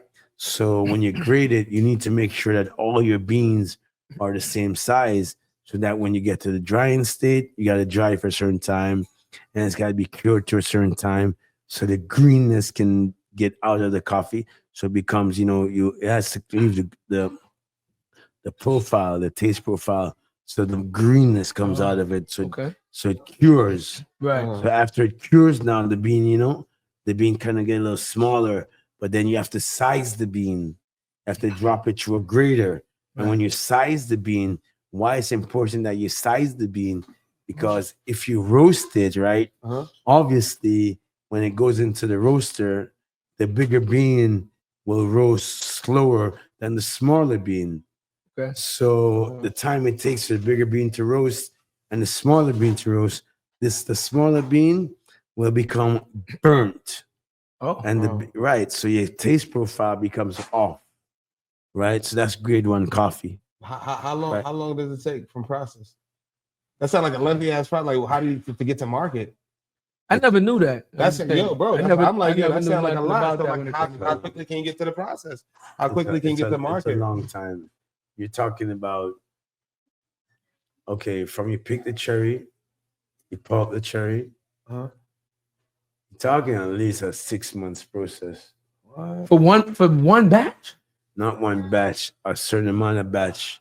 I'm saying for the batch that you harvested. Yeah. Correct. Okay, so 6 months per harvest. Yeah, because wow. Yeah, like Wow. 6 months. Yeah. Wow. But how much? Because you got to cure it for 3 months. You got to cure. Wow. But how do you know how much to cure? How much you cure? Like you cure everything. Like each acre, right? Okay. Each acre can grow. Each acre, right? Per acre, you can plant about 850 trees. Okay. And 850 trees, you have to plant them a 5x10, so they have the space, so you don't crowd each other. And then within that space, you have to plant shade trees. Depends on your altitude. So the higher you are, the cooler it is because of the altitude. You have more cloud shade. But the lower you are, the less cloud shade you have. You have more sunlight. So you need a lot of shade tree within your plant system. The shade tree, so that the sun is not burning your cherries. Makes sense. Right. So that makes sense. Doesn't hasten the ripening, right? Right. Wow. So now when you get all those cherries, they have to go through a washing process. Wow. A washing process is the first thing you have to do on 1 acre, 850 trees. 850 trees. Before you can plant one tree, guess what you have to do? I'm thinking irrigate the land, right? No, you have to dig the holes. Okay. You have to dig 850 holes. Guess what you have to do? Guess what you have to do after you dig the 850 holes? That's a bet. You know what you have to do? No. Before you plant, you have to feed the holes. You have to put the nutrients in the hole. Wow. Then after you put the nutrients in the hole, then you plant the seedlings that you brought from the nursery. This is definitely a process. But guess what happens? This is a process. If you don't do that in a time frame and a manner, if rain falls tomorrow, wash everything away. No, So you gotta redo the hole. Do it again. So after you do that, then there's a thing called circle forking. Then you have to circle around the trees because this is how you feed the plant now. As it grows. Right. And then you have to prune it. So why you have to prune it from top? There's a certain technique. If you don't prune it from the top, the tree's gonna grow, and you won't be able to reap. That makes sense. So you have to Yo, bro, that shit is crazy. But this is what I'm saying. Like that's the process. That's before you get to the cherry picking. That's the process. The cherry picking, the people that pick the cherry from the fruit, they have to pick it and turn it a certain way. Because if you don't turn it a certain way, you'll break the stem and it can't grow again. Yo, that's crazy. And this is something that you knew nothing about. Nothing. You invested your last 200. You cleared your bank account out for this. I knew nothing about it, but I've learned everything. That's dope, man. That's dope, man. Baby. I appreciate that. Bro. I learned everything. I knew nothing about it, but I learned everything about it. So you bought the land. That's the message. You brought the land based on the confidence that the farmers gave you when you asked them a question. What is this land known for? Gave you the confidence to say it's a good purchase. Yeah, I'm going. Gave you the confidence. Go through this. Okay, go here. You know what? Someone in the bathroom. Let's go around and forward. Someone's in there. Someone's in the bathroom. Let's wait a second. Ali, someone's there. Let's wait a second. So it gave you the confidence that your purchase was going to be like, yeah, okay, I told you why. Right. But with Miss Lauren Hill, and she's asking me, "What do you do?" No, yeah. I'm just walking through the process. I had to find something to do. I'm just adding to the process. Yeah. I'm just I had saying, to find something to do. No, fact. That's why I put that money there, because I'm like, yo, shit, I gotta do something. Yeah. But I mean, I was no longer a football player. But do something. Do something, and buying land is. Can I ask you something, as your brother? Yeah. Oh, here we go. Here we go. No, seriously, can I ask you something? Here we go. Like you willing to bet it all because this woman you're with right now, she's a global icon. Facts. You know what I'm saying? So you feel that pressure as a man. We talking that, bro. Facts. Okay. Like how did you? My brothers are singers. My brothers are this. I'm that. I want to be a football player. That shit didn't work out because I guess they say I'm too small, but I can fuck all them motherfuckers up. Right. As small as I am, I can eat them alive. Ain't none of them better than me. But anyway, you play linebacker, right? Yeah, and I can eat linebacker, right? I don't care. We Right. can eat them alive. Right. But anyway, it didn't work out that way. Right. And what I'm thinking is not what they believe in. So anyway. But what I'm saying, you're right. And I got children to feed. Yeah, that's real. I got my children to feed before I met Miss Lauren Hill. I was already had a relationship with my first wife, who I have 2 children with, Eden and Nico. So before her, it was she's from Haiti. Yes. Okay. I had to make sure that I am providing for my children. Gotcha. And how I'm gonna take care of them as a man. Right. You see it? So I had to figure it out because I know it's gonna be a long life. We're just talking about 2 years old. We talking about now they 30 and plus. Yeah. That's real, bro. So we knew it was gonna be a long life. So we had to get it going, you know. So how did you go from the process, just like a quick synopsis of what was the process on the coffee, like from the inception time of when you bought the land, right? 10 years. Wow. Damn, that's a big bet. Because after the government told me, wow, I wasn't producing enough for them to give me an export license, and I came back to America at 2004. I started a clothing company in Los Angeles called Tough One Clothing. I launched that in Bloomingdale in about 75 stores. Ran out of money. And I decided that I was going to change. I decided that, you know what? I'm the fucking problem. It's not everybody else. It's me. It's my mind. Okay. And how I fix my fucking mind, I say, you know what I'm going to do? I'm moving to Ethiopia. But I moved to Ethiopia because in the year 2007, on the Ethiopian calendar, it's the year 2000. And the year 2000, from all the teachings that I have, it says that Christ shall return in the year 2000. On the Ethiopian calendar, in the year 2007 in America, it's the year 2000 in Ethiopia. So I wanted to be there in the year 2000 because they say Christ returned in the year 2000. I don't know. Rohan, So I respect it, but goddamn, Rohan, like, think about what you're saying. Like, from the outside looking in, yep. If I was to just hear these parts of your story, I would say you are very fucking impulsive. Like, you are not afraid to just, you gotta listen to what you said.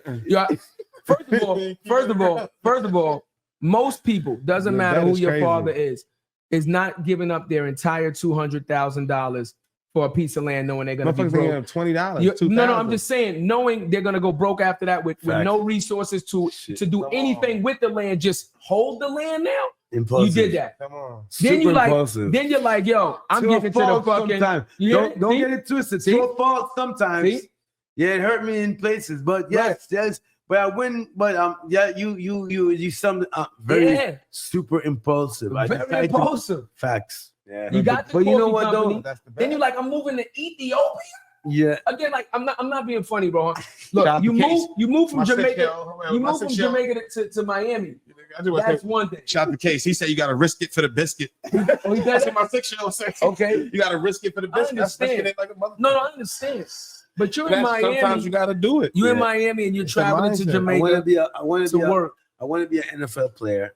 Right, but you're going to Ethiopia. You ain't going to another state. You're going to fucking Ethiopia. That's like what? That's different, bro. Yeah, it's like where we from, we can't even fathom that shit. That's crazy. Some people can't fathom that shit. And then your reasoning was, and then your reasoning was because their calendar at Growing the time up, was 2000 in the year 2007. The oldest calendar, the never been colonized, the oldest empire ever, the throne of King David and King Solomon, the throne of Haile Selassie I. So it's the oldest empire to ever exist. Ethiopian empire. Ethiopia, the oldest Bible, everything there, right? Okay. So I say everything that's Ethiopic way is the right way and the right vibration, the right anciency.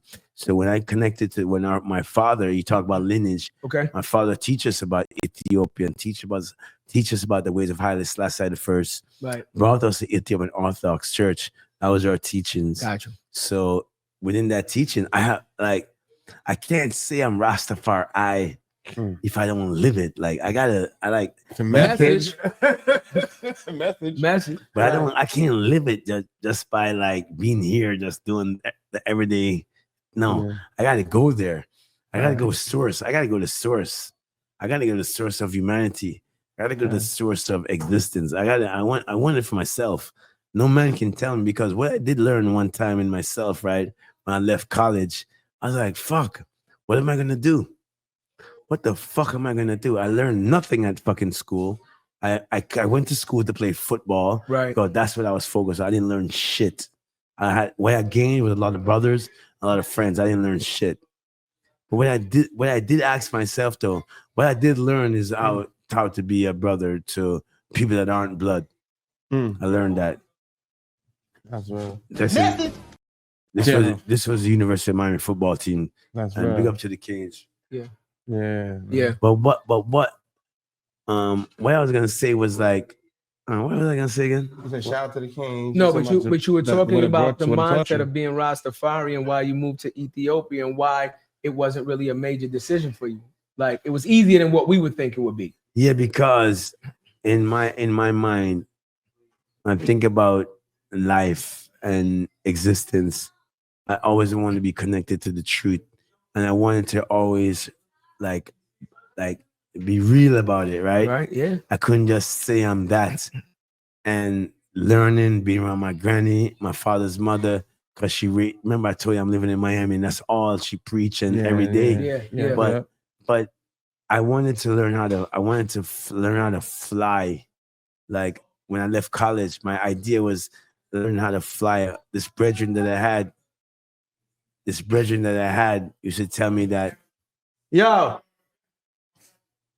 I love it. Don't get rid of this. I love it. Man. Don't worry about it. Keep going. Yeah, I love it. I wanted to learn how to fly. And this brethren told me that if I want to learn how to fly, I got to go to Haiti. Okay. And that was before my son was born. Then I ended up going to Haiti. And I ended up living in Haiti sometime because I was there when my son Nico was born. His sister Ida and their mother's from Haiti. So I ended up being in Haiti, the original empire.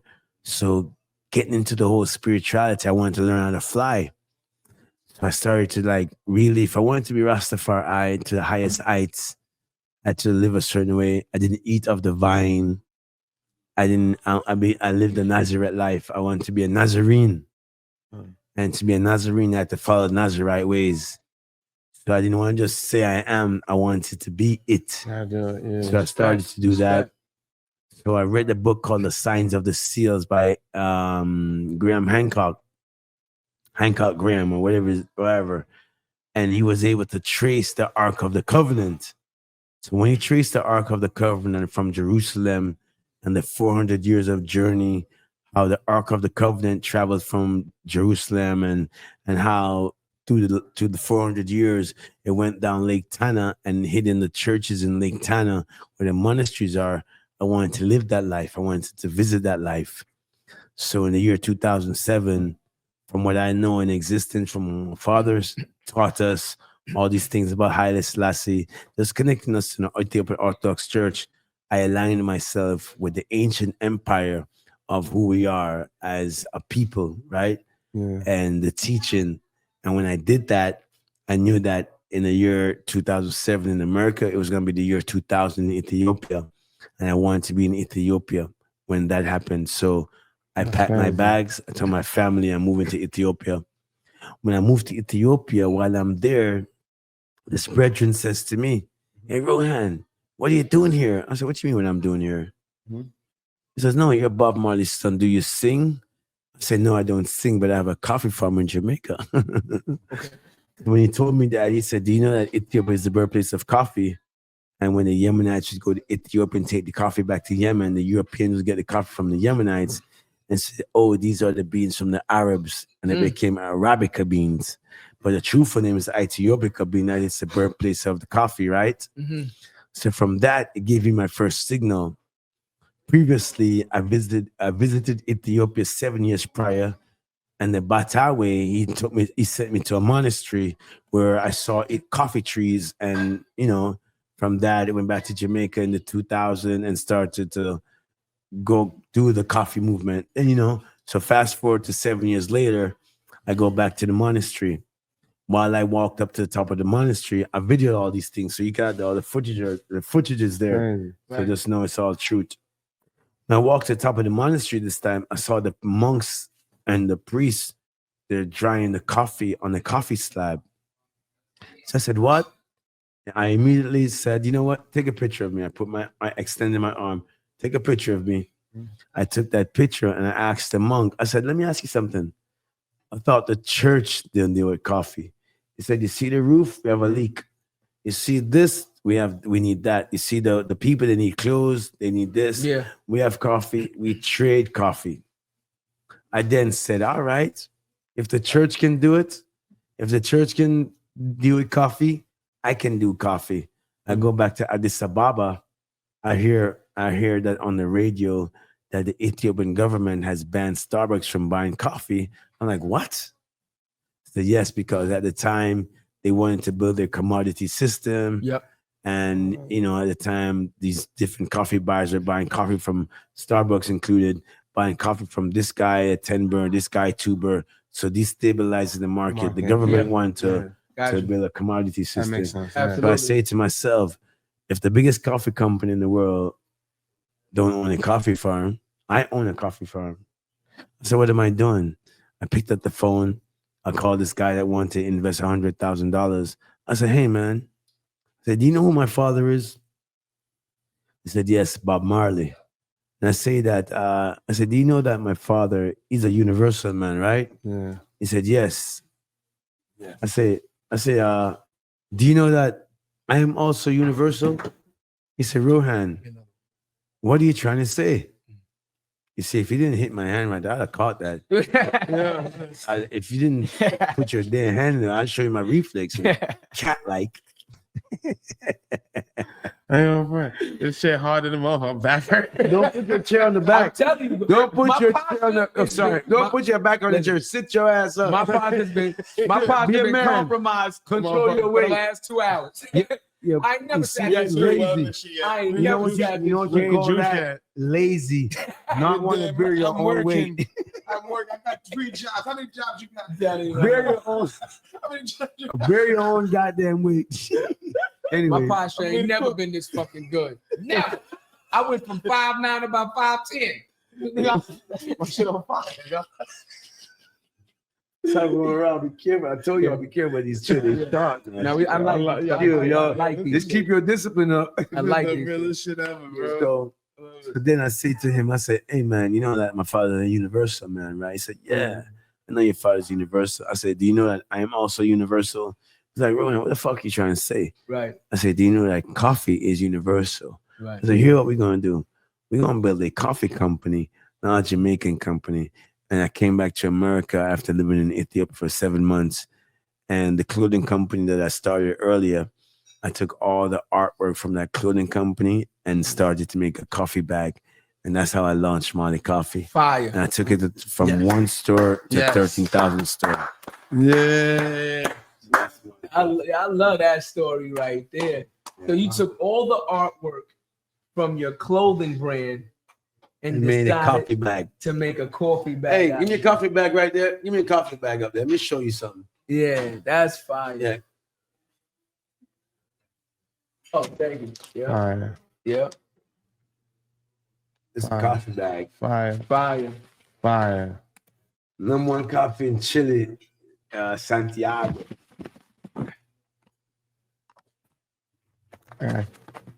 Changing brands. Yeah. Okay, so yo, good up. It's up on the record. You gotta turn on pipe and everything. Stella never fuck with it. Look up. Hold on. I record something. So we shut down the clothing company. Yeah. We got Marley Coffee now. You're like, okay. No, well, we shut it down. No, we will transition it. Okay, transition into Zion Roots Wear. Okay. Oh, okay. Yeah. So we got Marley Coffee. This thing is starting to move now. What's your next step now? Well, after the guys at Marley Coffee, they kind of flipped on me a little bit. They didn't believe in what I told them. They went against my family principles and they lost the opportunity to build a business with me. Okay. And they lost those rights because they did not do the right thing. So family took over. I kind of took a back seat and let the family develop the brand and brought in like CAA, who's managing the Marley IPs now, you know? Okay. So they are managing Marley Coffee. But I decided to launch a cannabis brand called Lion Order. Okay, here we go. Let's talk about that. Right. And that brand now started, way back when, myself, Lion Order is a movement I created by when my guys that I played University of Miami football with, like the likes of Ray Lewis, Warren Sapp, a couple of the guys, also Ricky Williams, who's a good friend of mine, LeVar Arrington, great friends of mine. Right. I used to always talk to them before their games and kind of encourage them how to dominate on the football field on Sundays. Okay. Yeah. And the thing that I used to say to them, because I speak to them on like a Saturday evening or Saturday night, but I knew that by Sunday before the game, they'd have spoken to like this many amount of people. And after that, I said, you know what?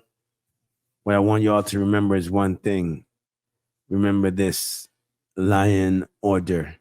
So it became a mantra by me telling these guys how they need to become the lion on the football field, right? And how to dominate. And the mantra started by us speaking about Lion Order. Right. So years later, I turned that whole mantra into a story about life after Bob, which is my story. It's about this character named King Clementine, who is inspired by the ganja movement, the war on drugs, who's inspired about the Elder Rastaman, them, like the Coptic movement that was the first industrialization of the cannabis and how they utilize cannabis, which is our sacrament as Rastafari people, to help and develop communities and feed people as an industrialization as it regards to our sacrament. So I decided to now turn the vision into a business and making cannabis one of the items of the business. But within that whole line or the movement, we have accessories. As you see here, some of our rolling trays. Right. We're creating these little ashtrays and stuff. Certain things, certain different items. We have our own grinder that we're doing things with a company called Flour Mill. So just being able to create another thing out of inspiration again, but inspiration of necessities, things that are meaningful to our lives as Rastafari people. Right. And being able to utilize the things that we use on a daily basis as which is our sacraments, right? And also as like ways to feed our families as well help others, right? So that is line order. Yeah, can I keep it? I want to ask you a question, bro, because we talk about the Zion train. You know what I'm saying? We talk. My next son Zion. Zion, come here, man. So Zion was also on Rolling Loud. Yeah, man. Yeah, congratulations, man. Zion, right here. Zion. What you up to? I'm about to go head to dinner real quick. Where dinner at? I see us. So, okay, all right. Pleasure to meet you, Ken. We're taking congratulations, man. Great. All right, cool. All right, be safe, bro. You can go, yes, sir. I'm on the kitchen. All right, cool. Yeah. So, you know what it is. We're in the family house. Yeah. So this is really a gift in our year. You just met 3 of my sons. Well, 4 of my sons. Come on, man. You met Nico, met Zion, met Joshua YG, met Aiden. Yeah. Keep going. Met my daughter Sayla. What about Mehdi? Don't forget Mehdi. Mehdi's not my son. He's not your son? No. Oh shit! I'm out of here, man. Hold on. Mehdi's not your kid. I'd have been 12 then. I had Mehdi. Hold on. Shit. Ow, you big ass grown ass man. He's a man. 2000. I know he's a man. Your sons are grown too. No. Mehdi's not my son. Mehdi works with me. Mehdi's like part of the whole movement. Mehdi's like my right hand. Wrong. You confused me, bro. When he said he wasn't Nico, I thought he was saying like that. I'm not Nico. Like I'm not my brother. And you like that's not even my kid. Yo, all this time, this man think you're my son. Yo, I thought you was his son, bro. Yeah, I thought when you said like this, I'm not Nico. I thought you were saying to me like I'm just not that son. You like no, I'm not his son at all. That's crazy, bro. Mehdi's from Guadeloupe and Mehdi lives in Paris. Please. Yeah. Mehdi is part of our unit. That's what's up, man. Mehdi is the mind of the movement. Mehdi to deliver the message in a compact way, from whether it's fashion, lifestyle, right, creative, visionary, development. He's able to tell a Rastafari story. Okay. In a luxurious, roots luxury way. Right. A way that others can understand it. That way we can sell our products in the hood, right, or on Wall Street, or even on 5th Street, or even in Rodeo Drive, right, or even in Paris, or Africa, or Jamaica. It's just universal Caribbean luxury. Yeah, what I really want to, yeah, bro. We usually ask this question a lot on the show. I got some funny shit after that. And real shit. Yeah, it's the mama I made it moment. And when Mama made it moment. What's that? What's that moment? That's the moment in business after the journey, after you took the risk 10 years ago. What is that one moment for you that you? We're not there yet. We're not. No. It had to be. What was one that made you really proud? One that made you really, really proud. Bro. Oh, my son. That's it. My sons. That's love. My 3 sons. My 4 sons. Well, 7 sons, but I have 4 sons. My first son, my eldest son, he played at Tulane University. He went on to got a little run in the NFL at the Washington Redskins. Yeah. Further my journey. My next son, Zion, not only does he feed the homeless on his time off, he went to school, learned to be a cook. He just released a song. Zion's track name again. Best of Me, yeah. Zion, yeah, Best of Me. Is it wrong to love thy enemy? So, and also he's a Hebrew writes. That's my son. And my next son, YG, you know him as YG Marley, Joshua Marley. Right. He did 4 billion streams this year. Yeah. He just brought him a couple platinum records, and we, that.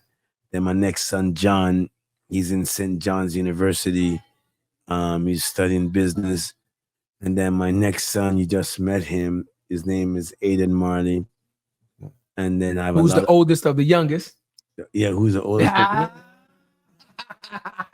He's on point. I'm on point, baby. You asked me how good my memory was. Yeah. After he's smoking a good Put that line order. Oldest of the youngest, Yeah. Aiden Marley. Yeah. Have Burhani, and then Burhani, yeah. So them, and then and you have a next son. His name is, they call him Lion.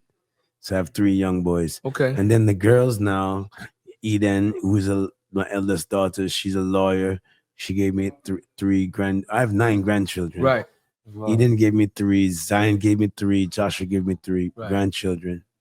So she's a lawyer, married. She handles all of the family business affairs in regards to me. Right. Sayla, who you met, she's in the creative art, doing a lot of different things. Okay. You know, sing, model, does a lot of different campaigns, sure, whether it's name it, the brands, Right. from all the fancy brands, you know.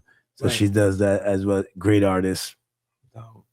Then you have Sarah, who's still in high school. She's a singer, soccer player, athlete, basketball player, student. She's just her own person, you know. And then after that, we get to the younger ones now. You have Maria, who lives in Brazil, who is also very magnificent and beautiful, growing. Her mother does a great job. And then my youngest daughter, she lives here.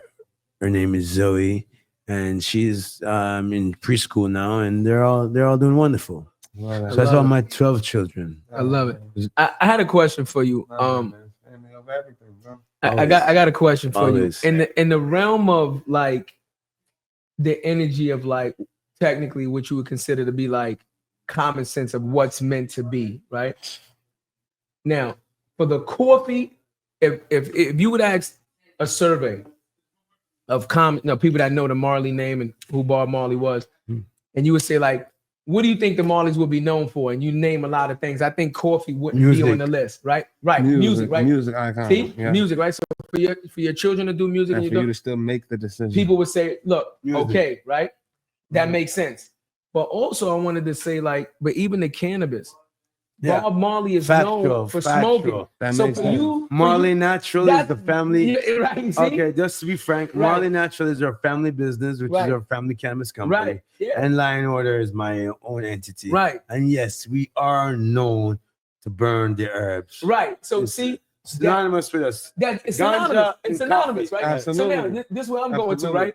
If you'd have told the story, if you'd have told the story of you spending that $200,000 on 2 plots to grow a cannabis company, I'd have been like, oh, At the time, it was I looked at you illegal. and said like That's a this. sure bet. I looked at you like, are you dumb? No, that's the short no, bet. but You the know what I'm land had saying? Like, coffee on the land at the time. Yeah. But at the time, it wasn't legal. oh, okay. Even in Jamaica? Even Because remember, no, the it land was was never, in Jamaica. well, Jamaica came later. Oh, what going, Max? What's up? What time?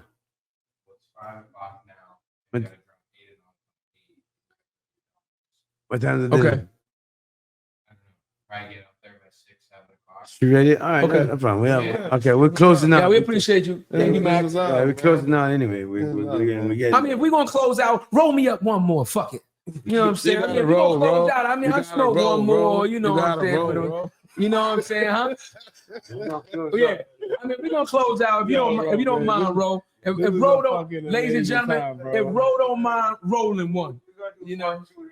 Yeah, you know why not, man? I love this. Yeah, man. so I was. We were trying to cut our shit. So I would just say that Max is the you guys get get into a cannabis business. Line order's good. I think it's like lined up. I think that was meant to be. Yeah, you understand? I think that was a great closeout to correlate that as being synonymous with why wouldn't you do that? Why wouldn't you do that? You know what I mean? So, you know, I think that was amazing. This is amazing. Man, we've done a lot of things, Right. bro. This is one of those ones that just Yeah. feels amazing, bro. Now we Like, real appreciate talk, you bro. sincerely. We No, for stick real. on the bottom of the heart, Yeah. bro. Yeah. Family, bro. Huh? Child, what the fuck did you do?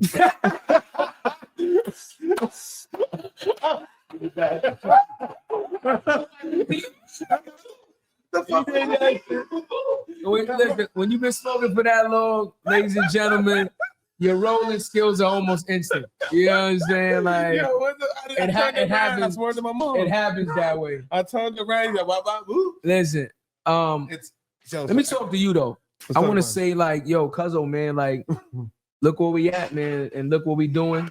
This is for the culture, man. How you feel about us at this point, man? You know, being at this level, doing these kind of interviews. How you feel about it? I feel like this is purpose over profits. This is what love look like. Yeah. This is what being genuine looks like. You know what I'm saying? So I tell my cousin all the time that we swimming upstream. This is the road less traveled. You know what I'm saying? Like, because we keep it real, man. So you got to have your good energy. You got to know what it is, man. We do things for the right reasons. We good people. We come from the bottom. This is what the dream looks like. And when people who've done the dream and going for their dream and live the dream, they recognize you doing that. And that's what I got from that, man. So if anything from that, man, we got a brother, man.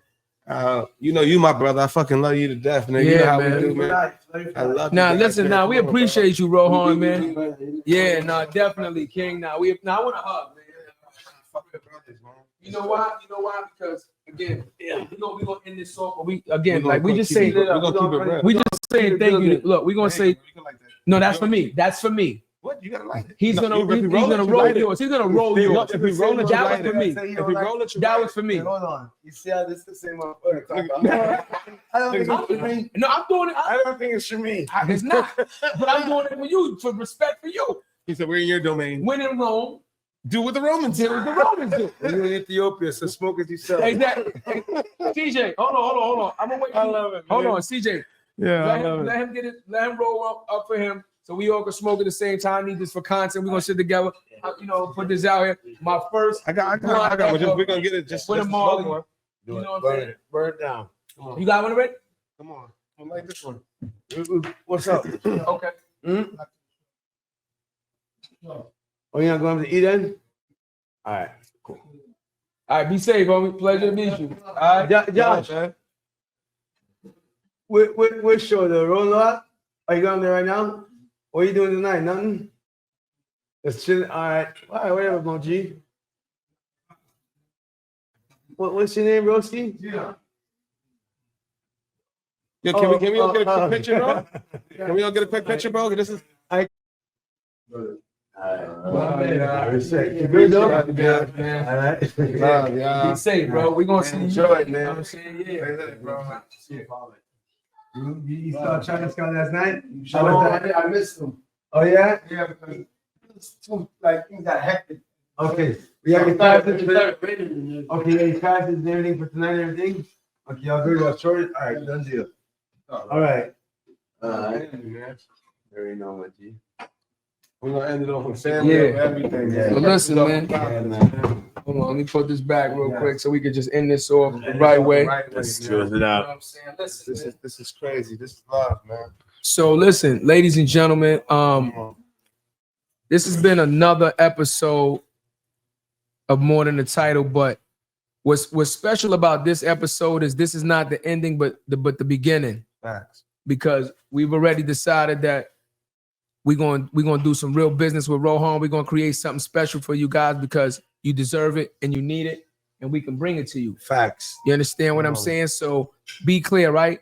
And you know how we like to end off every show, man. Listen, this man told you about his story, right? His story, the Rohan Marley story. He told you about what it took for him to be King successful, Clementine. right? He told you that he was willing to move to not only another country at times, another state. He was willing to relocate himself and possibly his family to chase his dreams, right? And that always falls into exactly what we keep saying every show. The dream is free. But the hustle, so separate. You know what it is, man. You know what it is. Rohan Marley the building. You know what I'm saying? Line on the title, baby. Play the outro. About me, seen it all, heard it all. Oh, what you know about me? I done it all, just want it all. Oh, what you know about me? I seen it all, heard it all. Oh, what you know about me? Oh, what you know about me? Oh, what you know about me? gonna crush this one too. Let's do it, bro. Yeah, You gotta roll, bro. Ben,